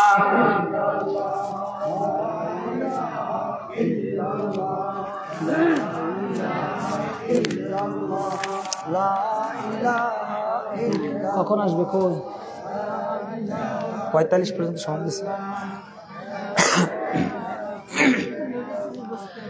লা ইলাহা ইল্লাল্লাহ লা ইলাহা ইল্লাল্লাহ লা ইলাহা ইল্লাল্লাহ মুহাম্মাদুর রাসূলুল্লাহ সাল্লাল্লাহু আলাইহি ওয়াসাল্লাম। আপনার বেজার আছেন নাকি যে হুজুর কোথা থেকে মোরালগঞ্জ থেকে নিয়ে আসলাম, জাহান্নামে ঢুকায়, পরে জান্নাত দেবে না, হে পাইবে না, ও মুক্ত মুখ কত কি শোনাচ্ছে। এ হুজুর আনাটাই ঠিক হয় না। কি বলে, রাগ করতেছেন নাকি আপনারা? কথা বলছি কার? আরে কথা বলে না, কথা বলছি কার? আল্লাহর কথা শুনে যদি রাগ হয়ে যান, আপনিও আল্লাহর গোলাম, আমিও আল্লাহর গোলাম। আপনি শুনতেছেন, আমি বলতেছি। যদি রাগ করেন আমার কিছু করার নেই, কিছু আসেও না, কিছু যায়ও না, কারণ কথা কার? কথা বলেন, কথা কার? আমার বন্ধুগণ, তো সুতরাং যাকাত দেবেন আর নামাজ আদায় করবেন। এইবার আসেন পর্দার বিষয়। পর্দা ফরজ করেছেন কে? সবাই বলেন, পর্দা ফরজ করেছেন কে? পর্দা ফরজ করেছেন আল্লাহ পাক। আমাদের সমাজে পর্দার বড়ই অভাব হয়ে গেছে, পর্দার বড়ই অভাব হয়ে গেছে। আমি যে হুজুর, আমার ফ্যামিলি যে পর্দায় রাখবো, আমি নিজেই পারতেছি না, আপনাদের আর বলবো কি? অবস্থা খুবই খারাপ। ঘরে গিয়ে পর্দার কথা বলবেন, আপনার বিবি সব বলবেন আর দূর রাখো তো তোমার পর্দা। পর্দা পাইছো একটা পর্দা, হুজুরদের কাছ থেকে শুনে আসো, আর এই ঘরে চালাও, রাখো তোমার পর্দা। বাড়িতে হাউলি বেড়া নাই। ওই যে গত পরশুদিন মাহফিল করলাম মাগুরাতে, পরশুদিন না এর আগের দিন মাহফিলে ছিল তাবারক। তাবারকে পুরুষ মানুষ সব দেওয়া শেষ, পুরুষ মানুষ তাবারক নিয়ে যাচ্ছে, মহিলারা অনেকেই পায় নাই। কিসের প্যান্ডেলের কাপড় চুপুর সব ছিঁড়ে বিড়া প্যান্ডেলের মধ্যে চলে আসছে, কিসের কি? আবার যে সমস্ত বাড়িতে আমাদের খাবারের আয়োজন করে, কোথায় পর্দার কাপড়, আর কোথায় মা বোনদের অবস্থান, আর কোথায় হুজুর। আমাদের কোনো হুজুর মনেই করে না, আমরা যে হুজুর, হুজুর মনেই করে না। আবার গ্রামগঞ্জে অনেক মা বোন আছেন, একেবারে পেটের কাপড় থাকে না ঠিক, পিঠের কাপড় ঠিক থাকে না, মাথায় কাপড় থাকে না, চেহারা খুলে দিয়ে হাঁটে। যেই একটা এলাকার ইমাম সাহেব আসতেছে দেখে, অথবা আমাদের মতো মোল্লা মৌলবীরে দেখে, তখন কি করে বলেন তো? দেখে একটু বুদ্ধি খাটে যায়, কি করে বলেন তো? এই কি হলো? লা ইলাহা লা ইলাহা। হ্যাঁ ভাই না, তুমি ওই খবর লো, অফিসে হুজুর কখন আসবে, আমি সেইভাবে আলোচনা চালাবো। হ্যাঁ, ওই আসতেছে মনে হয় না? হ্যাঁ, জোরে জোরে লা ইলাহা লা ইলাহা।